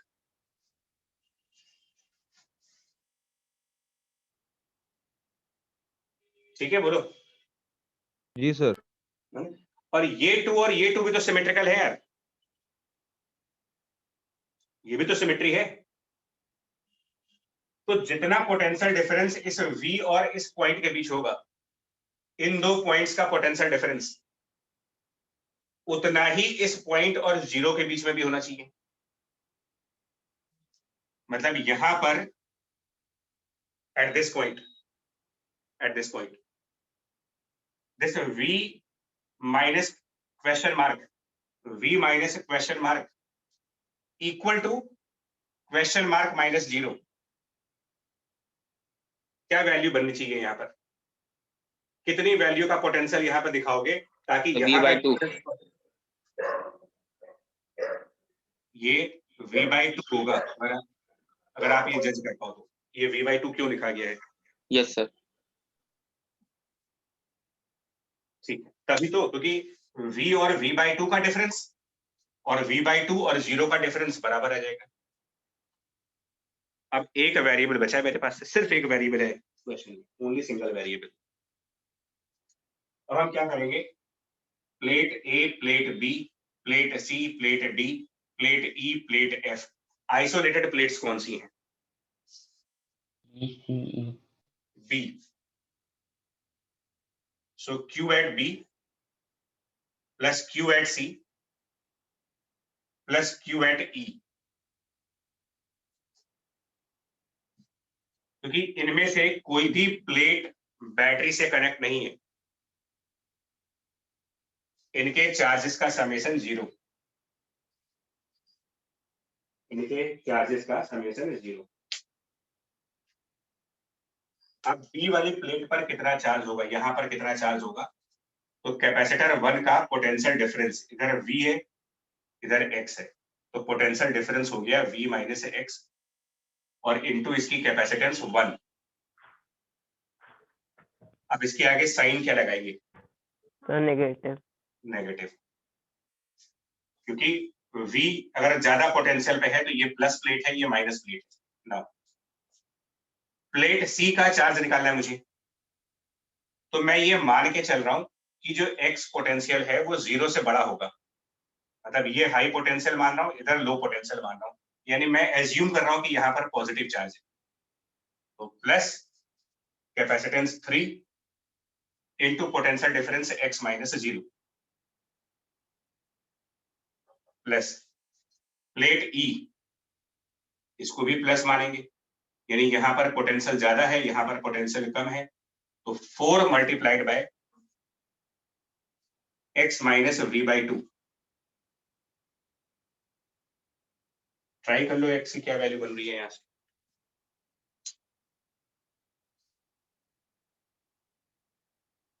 X की वैल्यू इसके थ्रू क्या बन जाएगी, 3V/8। 3V/8। सब क्वेश्चन पूरा हो गया। देखो कितना कितना आसानी से, अगर ये समझ आ गया ना तब आसान है, वैसे तो डिफिकल्ट हो गया। फिर समझ आने के बाद हार्डली 2 लाइनों में ये पूरा क्वेश्चन हो जाता है, 2 लाइंस में ये पूरा क्वेश्चन, जो कि सीरीज पैरेलल से तो होगा ही नहीं, क्योंकि सीरीज पैरेलल है ही नहीं इसमें। क्योंकि X मिलने का मतलब अब सारे कैपेसिटर्स के पोटेंशियल डिफरेंस आ गए, जितने भी कैपेसिटर लगाए हैं उनके पोटेंशियल डिफरेंस आ गए, तो सबके चार्ज आ गए, और इवन इक्विवेलेंट कैपेसिटेंस भी आ जाएगी, जो कि सीरीज पैरेलल से निकलेगा नहीं। यहाँ पर बैटरी, देखिए मेंटल इमेजिनेशन, पॉइंट ए से बैटरी कनेक्ट है, तो कौन कौन सी प्लेट पॉइंट ए से अटैच है, कौन कौन सी प्लेट्स ऐसी होंगी जो पॉइंट ए से अटैच होंगी, जो कि बैटरी का प्लस टर्मिनल है, यानी जहां से चार्ज आना है। तो यहां से अगर Q चार्ज आया होगा तो ये Q चार्ज कहां कहां पर गया होगा, तो ये Q चार्ज अगर यहां से आएगा तो ये 1 माइक्रोफैरेड के लेफ्ट साइड पर गया होगा, 2 माइक्रोफैरेड के लेफ्ट साइड गया होगा, 3 वाले के लेफ्ट साइड गया होगा, क्योंकि यही तीनों प्लेट्स, इनको मैं टिक लगा रहा हूं, ये वो 3 प्लेट्स हैं जो बैटरी से अटैच होंगी, तो इनके ऊपर का चार्ज बैटरी से ही आएगा। यहां पर कितना चार्ज आएगा, तो capacitance 1 multiplied by potential difference which is V minus X, जो कि 3V/8 आया है, तो V माइनस 3V/8 5V/8 यहाँ का पोटेंशियल डिफरेंस, प्लस इस कैपेसिटर के लिए capacitance 2 and potential difference V minus V/2, V minus V/2 which is V/2, plus इस वाले कैपेसिटर के लिए 3 into potential difference V minus V minus X, V minus this value V minus V minus X, वो 3V/8 आ जाएगा।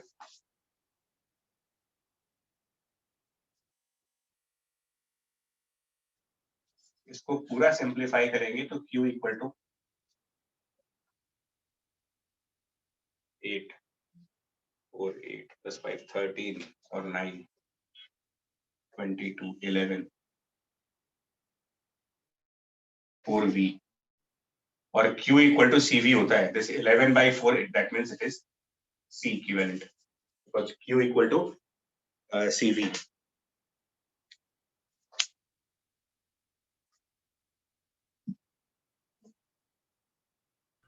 Sir X sir V/2 से ज्यादा है potential? मैंने माना है स्टार्टिंग में जब यहाँ लिख रहे थे, यस सर। तो मैंने ये मान लिया था कि इन दोनों में से, क्योंकि ये तो वेरिएबल क्वांटिटी है, अननोन है, मुझे पहले से कैसे मालूम होगा कि ये ज्यादा आएगा कि ये ज्यादा आएगा, तो मैंने मान लिया था कि ये ज्यादा है, और उस एजम्पशन के हिसाब से यहाँ पर पॉजिटिव चार्ज आएगा। Okay sir okay. ये है थ्योरी इन क्वेश्चंस को करने की।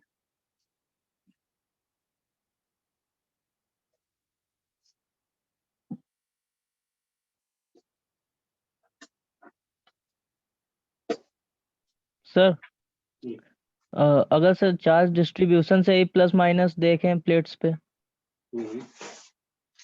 तो सर उससे सेम आंसर आएगा कि सर डिफरेंट हो जाएगा? आंसर एक ही आएगा भैया, मेथड कोई भी लगाओगे आंसर नहीं बदलता है यार। अच्छा सुनो, ये सिर्फ हमने आपको बताया है। अच्छा इसके लिए देखो, तुम्हारा कॉन्फिडेंस तब आएगा यार जब आप इस क्वेश्चन को ना अपने आप एक बार करो, एक बार सेम क्वेश्चन को 2 बार करिए, एक बार चार्ज मेथड से करिए इस क्वेश्चन को, और एक बार इससे करो।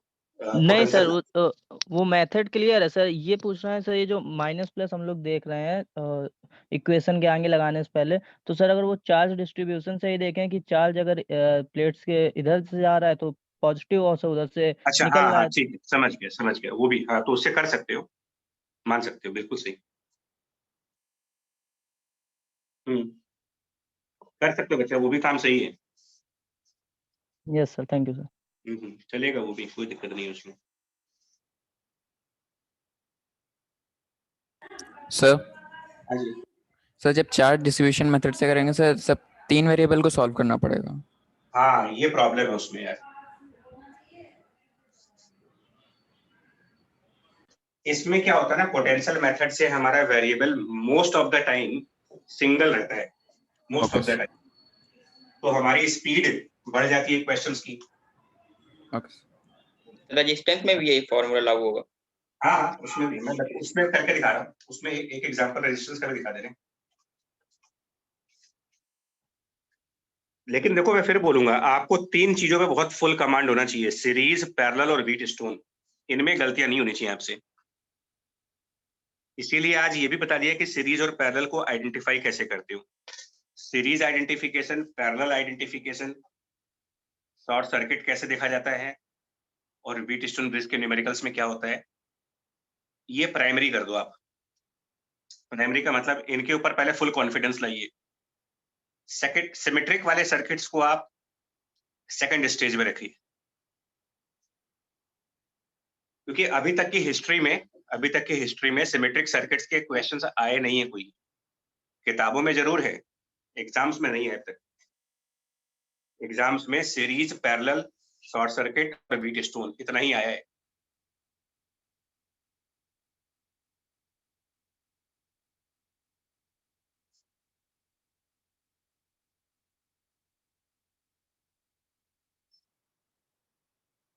ठीक, अब देखो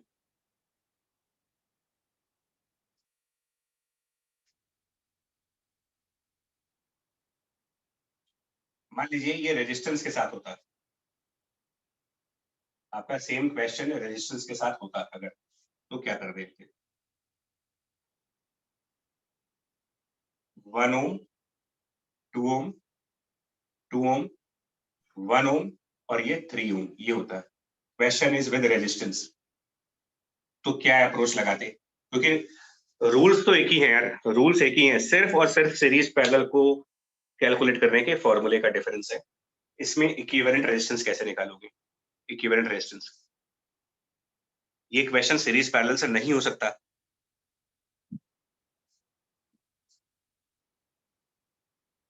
इसमें sir Kirchhoff current law use कर लेंगे। देखिए जब आप जेई का पेपर दे रहे होगे तो उस टाइम पर अगर ऐसा कोई क्वेश्चन सामने आता है तो पहले तो आप ये ट्राई करना कि सीरीज और पैरेलल से हो जाए, जिसके चांसेस 99% के हैं। हार्डली 1% ही चांस ऐसा होता है जब इस टाइप की क्वेश्चन बने।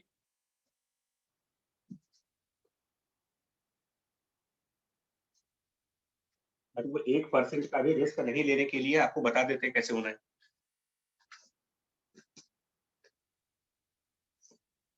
इसको भी पोटेंशियल मेथड से करेंगे, कैसे देखो, इस साइड पर 0, पोटेंशियल एट बी इज 0, इसको भी पोटेंशियल मेथड लगाएंगे and potential at A is also 0, sorry it is equal to V, sorry, क्योंकि ये एक बैटरी का नेगेटिव साइड होगा, एक बैटरी का पॉजिटिव साइड होगा। बैटरी हमारे मेंटल मतलब मेंटल पिक्चर में है, यहाँ बनाने की जरूरत नहीं है उसको। यहाँ पर पोटेंशियल को x मानेंगे, eight this point potential will be x, so on the other side it is automatically v minus x। ये बात तो अब समझ में आ गई आपको कि इधर और इधर का पोटेंशियल कैसे लिखा जा रहा है। ये पोटेंशियल चाहे यहाँ कैपेसिटर लगाओ चाहे रेजिस्टेंस लगाओ, रूल ऑफ सिमेट्री तो काम करेगा कि जो पोटेंशियल डिफरेंस इस रेजिस्टेंस का है वही पोटेंशियल डिफरेंस यहाँ आना चाहिए। इसी लॉजिक से अगर ये x है तो ये v माइनस x है। ये स्टेप डन है। जी सर। Yes sir. अब ये बताओ, ठीक है, ये बताओ आप किरचॉफ रूल लॉ लगाओ, क्या होगा इसमें। मान लो बैटरी से कुछ करंट कैपिटल आई आया और ये करंट डिवाइड हो गया, इधर 1 ओम में चला गया कुछ करंट 2 ओम में चला गया, और मान लिया जो करंट यहां गया उसमें से कुछ करंट नीचे आया, बाकी का करंट आगे गया, और ऐसे इस तरीके से आप डायरेक्शन ऑफ करंट्स मान रहे हो अपने हिसाब से। करंट डिस्ट्रीब्यूशन के हिसाब से करंट की डायरेक्शन दिखा दी कि करंट इस तरीके से डिस्ट्रीब्यूट हो जाएगा।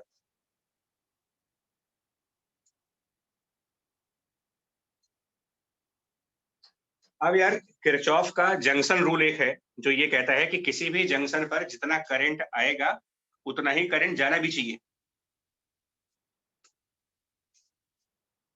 ऐसे पढ़ते नहीं है यार कि अगर मान लो 10 एम्पियर करंट आया और इधर 3 एम्पियर गया तो यहाँ पर कितना करंट जाना चाहिए, जैसे जंक्शन रूल के हिसाब से। तो यही बोलते हैं कि जितना करंट किसी पॉइंट की तरफ आता है उतना ही आगे जाना भी चाहिए।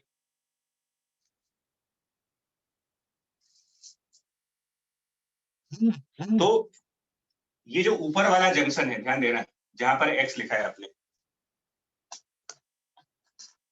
ये वाला जंक्शन, ये वाला, ये कितना करंट फ्लो कर रहा होगा, और करंट कैलकुलेट करने के लिए आप पोटेंशियल डिफरेंस अपॉन रेजिस्टेंस, जिसको कि ओम्स लॉ कहा गया है, वो लगाएं।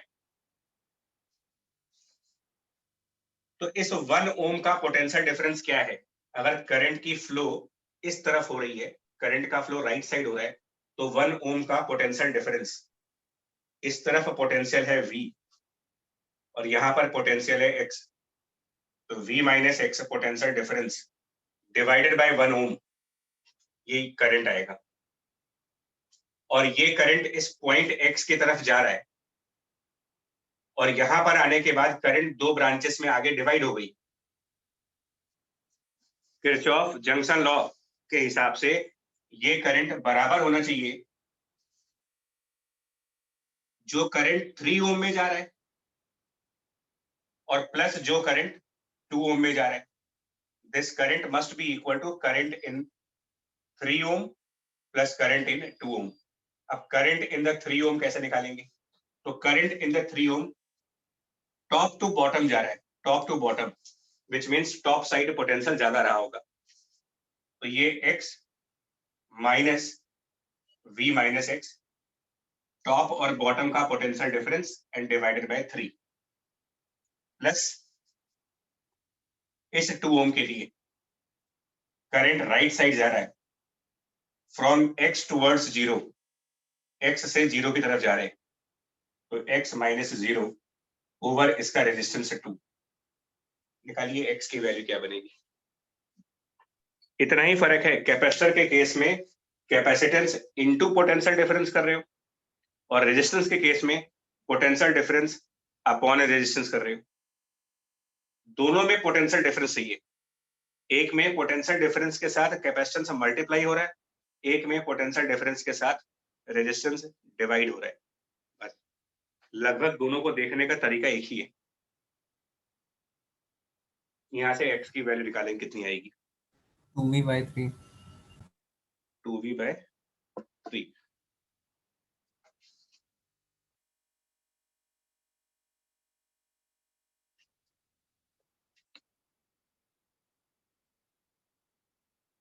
अच्छा देख लो एक बार, कैलकुलेशन सही हो तो आगे बढ़ जाए। अगर 2v/3 यार अच्छी बात है।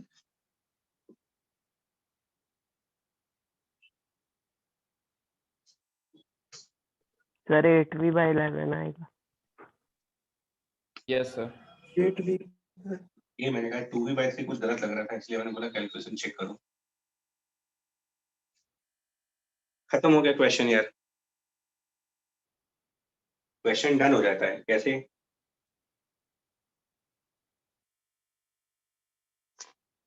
कैपिटल आई, मतलब जो एक मेंटल इमेजिनेशन चल रहा है कि यहाँ बैटरी है, उससे करंट आ रहा है, तो capital I which is the current coming from the battery, ये करंट 1 ओम और 2 ओम के साथ जाएगा। तो 1 ओम में कितना करंट गया ओम्स लॉ के हिसाब से? Current in this 1 ohm is potential difference which is V minus X की value divided by resistance 1 plus इसका कुछ करंट नीचे 2 ओम में जाएगा, तो potential difference V minus V minus X, तो V माइनस V और प्लस X बन जाएगा वहां पर सब्ट्रैक्शन करने के बाद, एंड डिवाइडेड बाय 2। इससे देखते हैं कि V और I का क्या रिलेशन बना। V और I का क्या रिलेशन बन रहा।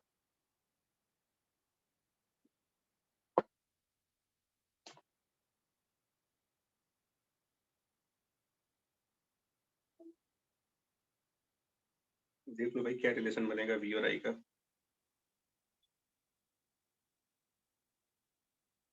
So I is equal to 9v/13. 30 या 13? 13। तो 13। So वो 8v/11 होगा। x 8v/13 होगा। जी सर 13 होगा। अरे यार क्या करवा दी तुमने यहाँ पर।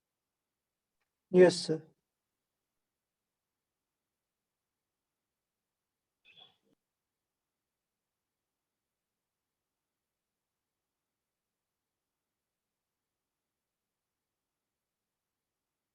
इसको सिंप्लीफाई कर लो, और सिंप्लीफाई करके कुछ ऐसा आएगा V equal to some number multiplied by I।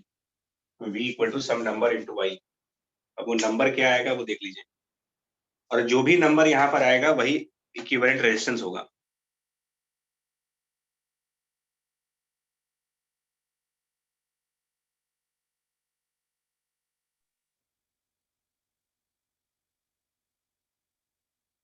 अच्छा एक बात बताओ, पहले तो ये जो बातें हो रही है ना, इसमें आपको क्या समझ आ रहा है? ये जो प्रोसेस करने की मजबूरी क्या है मेरी, मतलब ऐसी क्या दिक्कत है कि मुझे इस मेथड को फॉलो करना पड़ रहा है? तो पैरेलल में भी नहीं, सीरीज में भी नहीं। हाँ, मतलब ये इस ऑप्शन पे आप तब जाएंगे जब circuit not series not parallel के केस में हो। अदरवाइज हम इस मेथड को क्यों लगाएंगे फाइल? अगर मेरा क्वेश्चन सीरीज और पैरेलल के कॉम्बिनेशन से सॉल्व हो सकता है तो वो ज्यादा अच्छा मेथड है। क्योंकि ये सीरीज पैरेलल से नहीं हो पा रहा है, तो मेरे पास दो चॉइसेस है। एक चॉइस है किरचॉफ लूप रूल से सॉल्व करें, और एक चॉइस है किरचॉफ जंक्शन रूल से सॉल्व करें।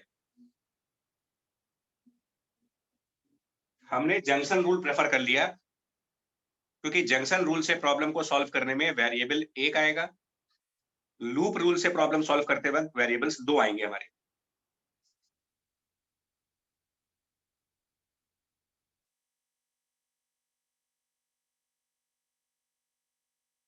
बोलो अब बात समझ में आ गई आपको जो कहा जा रहा है? Yes sir. हाँ सर। कि ऐसा नहीं है कि क्वेश्चन देखे नहीं कि अटैक कर गया आपके हमको यही मेथड चाहिए, नहीं भाई, क्या जरूरत है?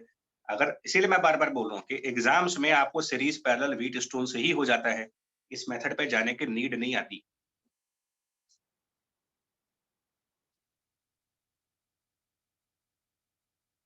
फिर भी जरूरत पड़ जाए तो तरीका आप देख लो कैसे करना है। और रेजिस्टेंस कैपेसिटेंस दोनों के लिए आइडेंटिकल वर्किंग, दोनों के लिए।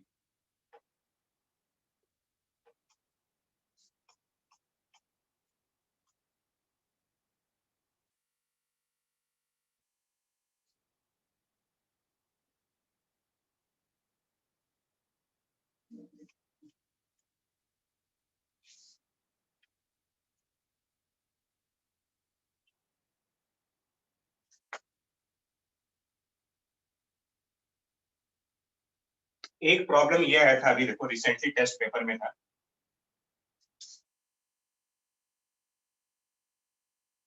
अभी जो रिसेंट आपका टेस्ट हुआ उसके अंदर एक क्वेश्चन ऐसा था,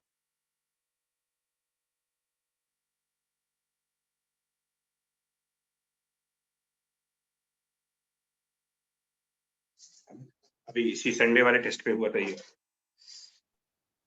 जी और सर। शायद यहाँ पर 2 पॉइंट्स थे कुछ ए और बी करके, इनके बीच में वो रेजिस्टेंस निकालना था मेरे को, इक्विवेलेंट रेजिस्टेंस कितना आएगा, और ये सारे रेजिस्टेंस आर थे, जितने भी थे सबके सब आर थे।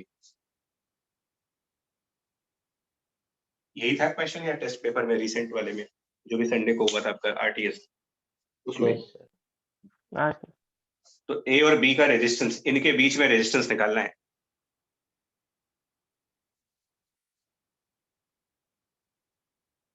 मैं ना ए और बी के बीच में क्या निकालना है? Equivalent resistance between the points A and point B.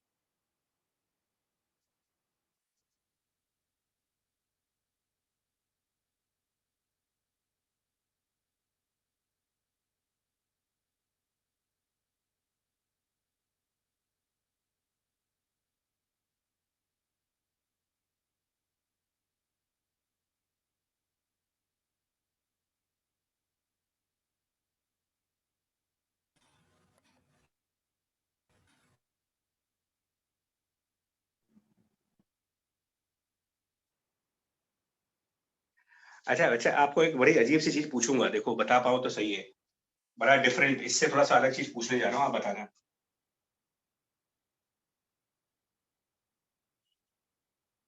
ये सर वीटस्टोन है?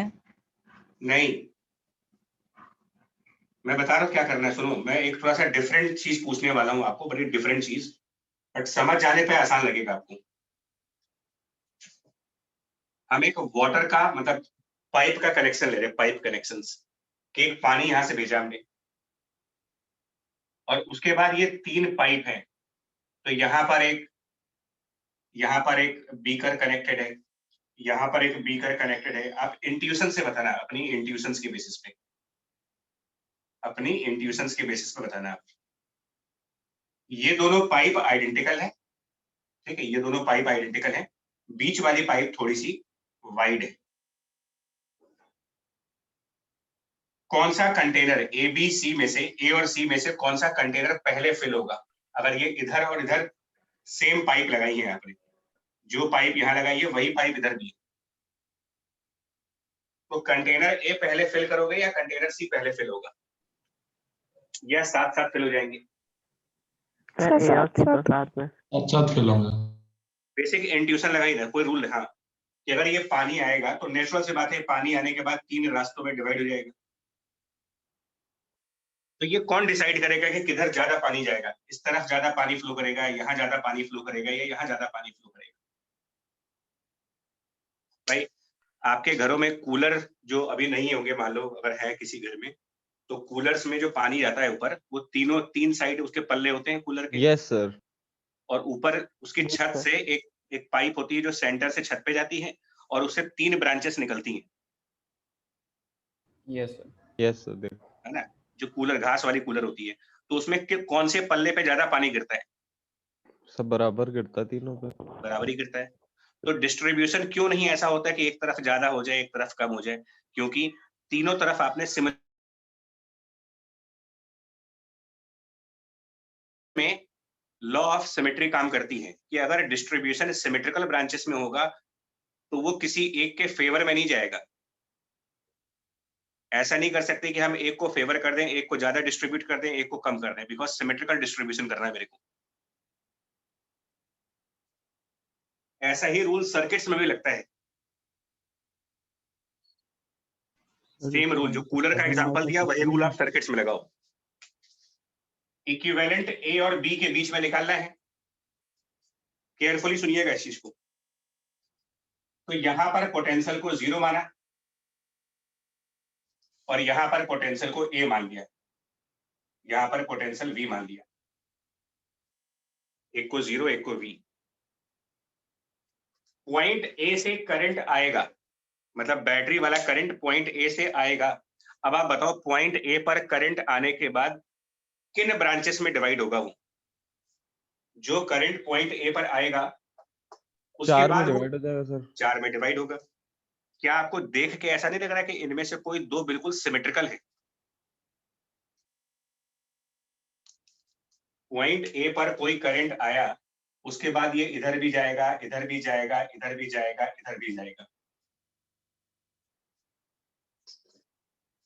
लेफ्ट और राइट में क्या फर्क दिख रहा है आपको?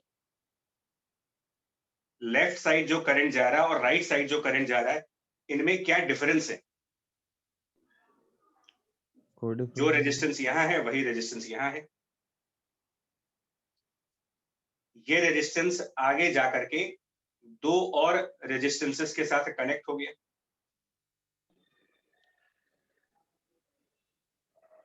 तो ये रेजिस्टेंस भी आगे जाकर के दो और रेजिस्टेंस से कनेक्ट हो गया। करंट नहीं फ्लो होगा। नहीं फ्लो होगा, सुनो तो मेरी बात। मैं कह रहा हूं हमें डिस्ट्रीब्यूट करना है। कूलर वाला एग्जांपल रखो यार, पानी को डिस्ट्रीब्यूट होना था तो वो तीनों पाइपों में बराबर डिस्ट्रीब्यूट हुआ, क्योंकि उसको ये समझ ही नहीं आ रहा कि किस तरफ हम ज्यादा जाएं किस तरफ कम जाएं, उसको तीनों रास्ते एक जैसे दिख रहे हैं।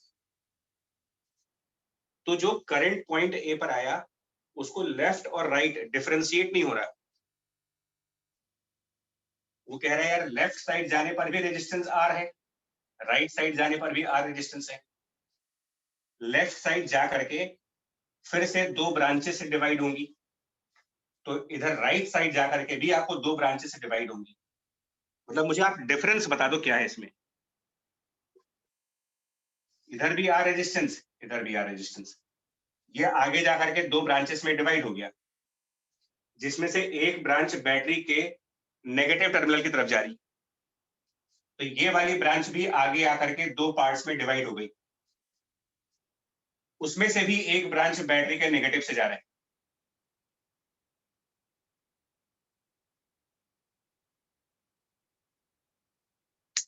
मतलब किस चीज का डिफरेंस हो रहा है इधर और इधर में? कोई डिफरेंस नहीं मिलेगा आपको। नहीं है सर। इधर जाने में और इधर जाने में हमको कोई डिफरेंस नहीं दिख रहा, एक्सेप्ट इतना कि एक राइट है और एक लेफ्ट है, उसके अलावा मतलब बट राइट लेफ्ट नहीं देखना आपको। डिफरेंस का मतलब एलिमेंट टू एलिमेंट क्या डिफरेंस है। जो रेजिस्टेंस इधर वही रेजिस्टेंस इधर। वो रेजिस्टेंस भी आगे जाके दो पार्ट्स में स्प्लिट हुआ, ये रेजिस्टेंस भी आगे जाके दो पार्ट्स में स्प्लिट हो रहा है। स्प्लिट होने के बाद एक रेजिस्टेंस बैटरी के माइनस में जा रहा है, तो यहां भी वही हो रहा है। स्प्लिट होने के बाद एक रेजिस्टेंस बैटरी के माइनस में गया, स्प्लिट होने के बाद एक रेजिस्टेंस नीचे की तरफ गया, स्प्लिट होने के बाद एक रेजिस्टेंस नीचे आया। तो लेफ्ट राइट में कोई डिफरेंस नहीं है। इस लॉजिक के बेसिस पे कहा जाता है, ऑन दिस लॉजिक बेसिस, कि जितना करंट लेफ्ट जाएगा उतना ही करंट राइट भी जाएगा, या जो पोटेंशियल मुझे इस पॉइंट पर मिलेगा, अगर यहाँ का पोटेंशियल x लिखेंगे हम, तो राइट साइड का पोटेंशियल भी x लिखेंगे। Because there is no logic, there is no reason to differentiate these 2 points. किस बेस पर डिफरेंशिएट करें इसको? क्या कह के बोलोगे कि इधर ज्यादा करंट जाएगा इधर कम करंट जाएगा? कोई आर्ग्यूमेंट ही नहीं है। इन दोनों में सेम नहीं जाएगा, ये दोनों सेम नहीं जाएंगे, क्योंकि भले ये रेजिस्टेंस बराबर है लेकिन ये रेजिस्टेंस बैटरी के नेगेटिव टर्मिनल की तरफ जा रहा है, ये रेजिस्टेंस बैटरी के नेगेटिव टर्मिनल की तरफ नहीं जा रहा। इनमें डिफरेंस है, ये दो डिफरेंट है। सिमेट्री का मतलब सिर्फ रेजिस्टेंस की वैल्यू नहीं, सिमेट्री का मतलब आगे बढ़ने पर वो सिमिलरली स्प्लिट भी होते हों, उनका डिवीजन भी सिमिलर हो रहा हो, उनका डेस्टिनेशन भी सिमिलर हो रहा हो।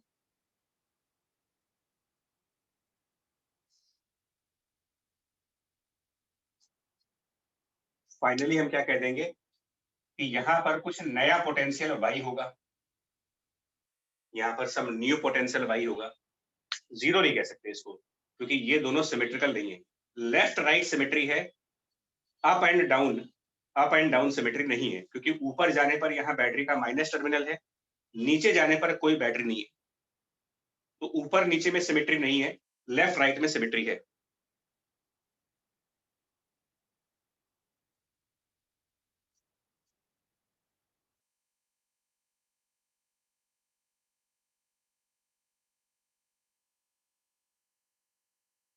ये पॉइंट हुआ था, ठीक है यहाँ तक? यस इसके आगे सर। बढ़े, इसके आगे बढ़े हम, बस एंड करना है इसको। इसमें मेन आर्गुमेंट ये था, आर्गुमेंट ये था कि ये दोनों पॉइंट सेम पोटेंशियल पे होंगे, बस ये आप बता दो तो आगे बढ़े।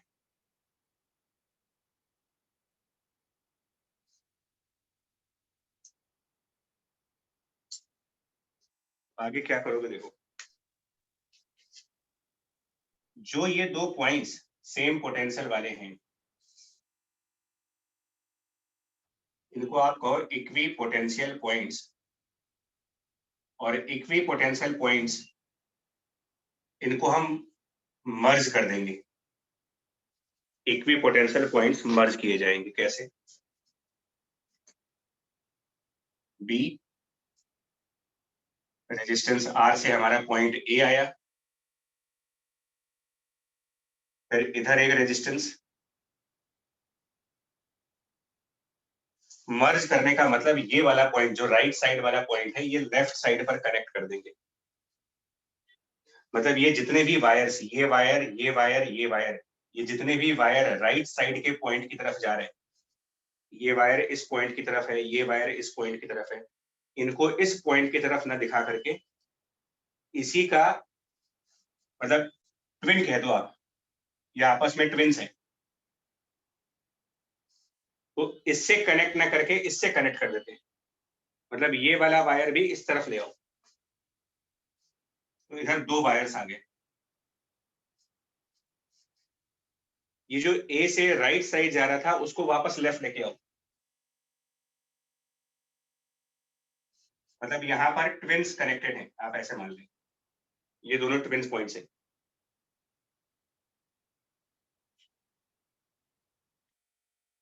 और वाई से ये जो वायर जा रहा था इसको भी इधर ही लाएंगे।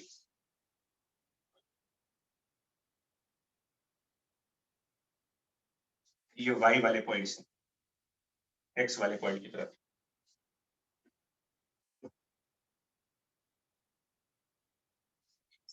ट्विन पॉइंट्स को अलग अलग ना दिखा करके एक जगह दिखाया जाएगा। और ट्विन पॉइंट्स कौन से हैं? जिनके पोटेंशियल सेम है। और वो कैसे पता लगाएंगे? सिमेट्री को देख करके। अब इसके बाद ये आसान हो जाता है क्योंकि ये दोनों पैरेलल में हो गए, ये दो रेजिस्टेंस पैरेलल में।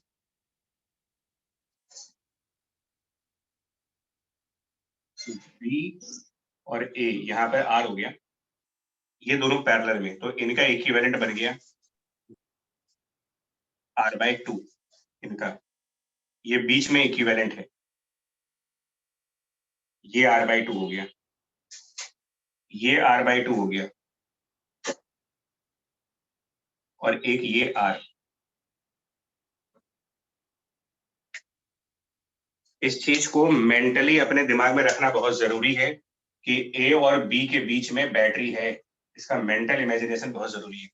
There is a battery between A and B,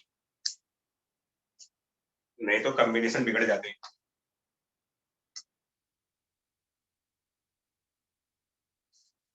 अब ये R और ये R/2, ये R और ये R/2 सीरीज में, तो ये R/2 सीरीज में ऐड करेंगे और इनका इक्विवेलेंट लगाएंगे यहाँ पर, विच इज 3R/2। 3R/2 और R/2 पैरेलल में। अब इसके आगे अपने आप करोगे, 3R/2 और R/2 पैरेलल में, ये मेरे ख्याल से 3R/8 आ जाएगा। 3R/2 और R/2 का अगर हम पैरेलल कॉम्बिनेशन में एडिशन करेंगे, इनको ऐड करेंगे, तो ये हाँ sir, yes sir, 3R/8। 3R/8। फिर 3R/8 और R/2 सीरीज में, 3R/8 और R/2 सीरीज में 7R/8 हाँ सर 7R/8 और 7R/8 और ये वाला R पैरेलल में, मतलब फाइनली 7R/8 और R पैरेलल में ऐड करके देखो कितना आंसर आएगा। वो फाइनल आंसर ये होगा 8R/15 7R/15 अच्छा सर 7R/15 यही आंसर रहा होगा इस क्वेश्चन में।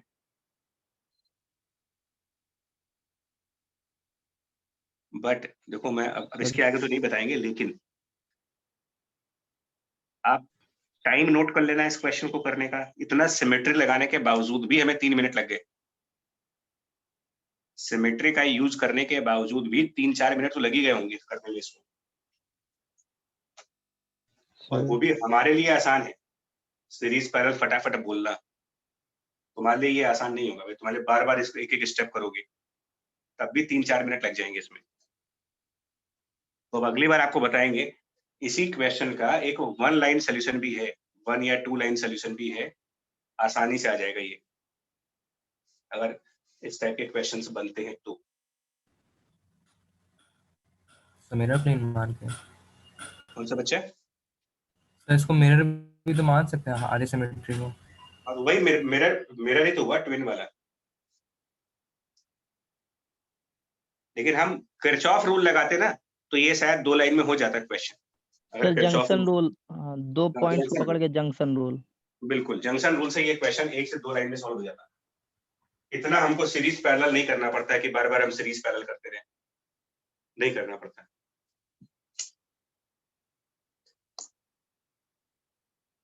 वो करेंगे डिस्कस, अभी टाइम ज्यादा हो गया तो अगली बार में उसको भी डिस्कस करेंगे। बट आप यहाँ तक का ध्यान दो, और खास तौर पे आखिरी क्वेश्चन में अपने आप इसका आर्ग्यूमेंट करो कि ये पोटेंशियल बराबर क्यों रखे गए हैं।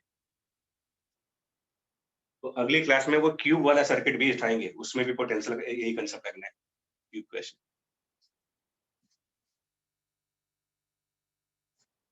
ठीक है जी, चलिए रखते बच्चे लोग, अभी है ना आपकी मैथ की भी क्लास है अभी। Thank you. Thank you sir. Thank you.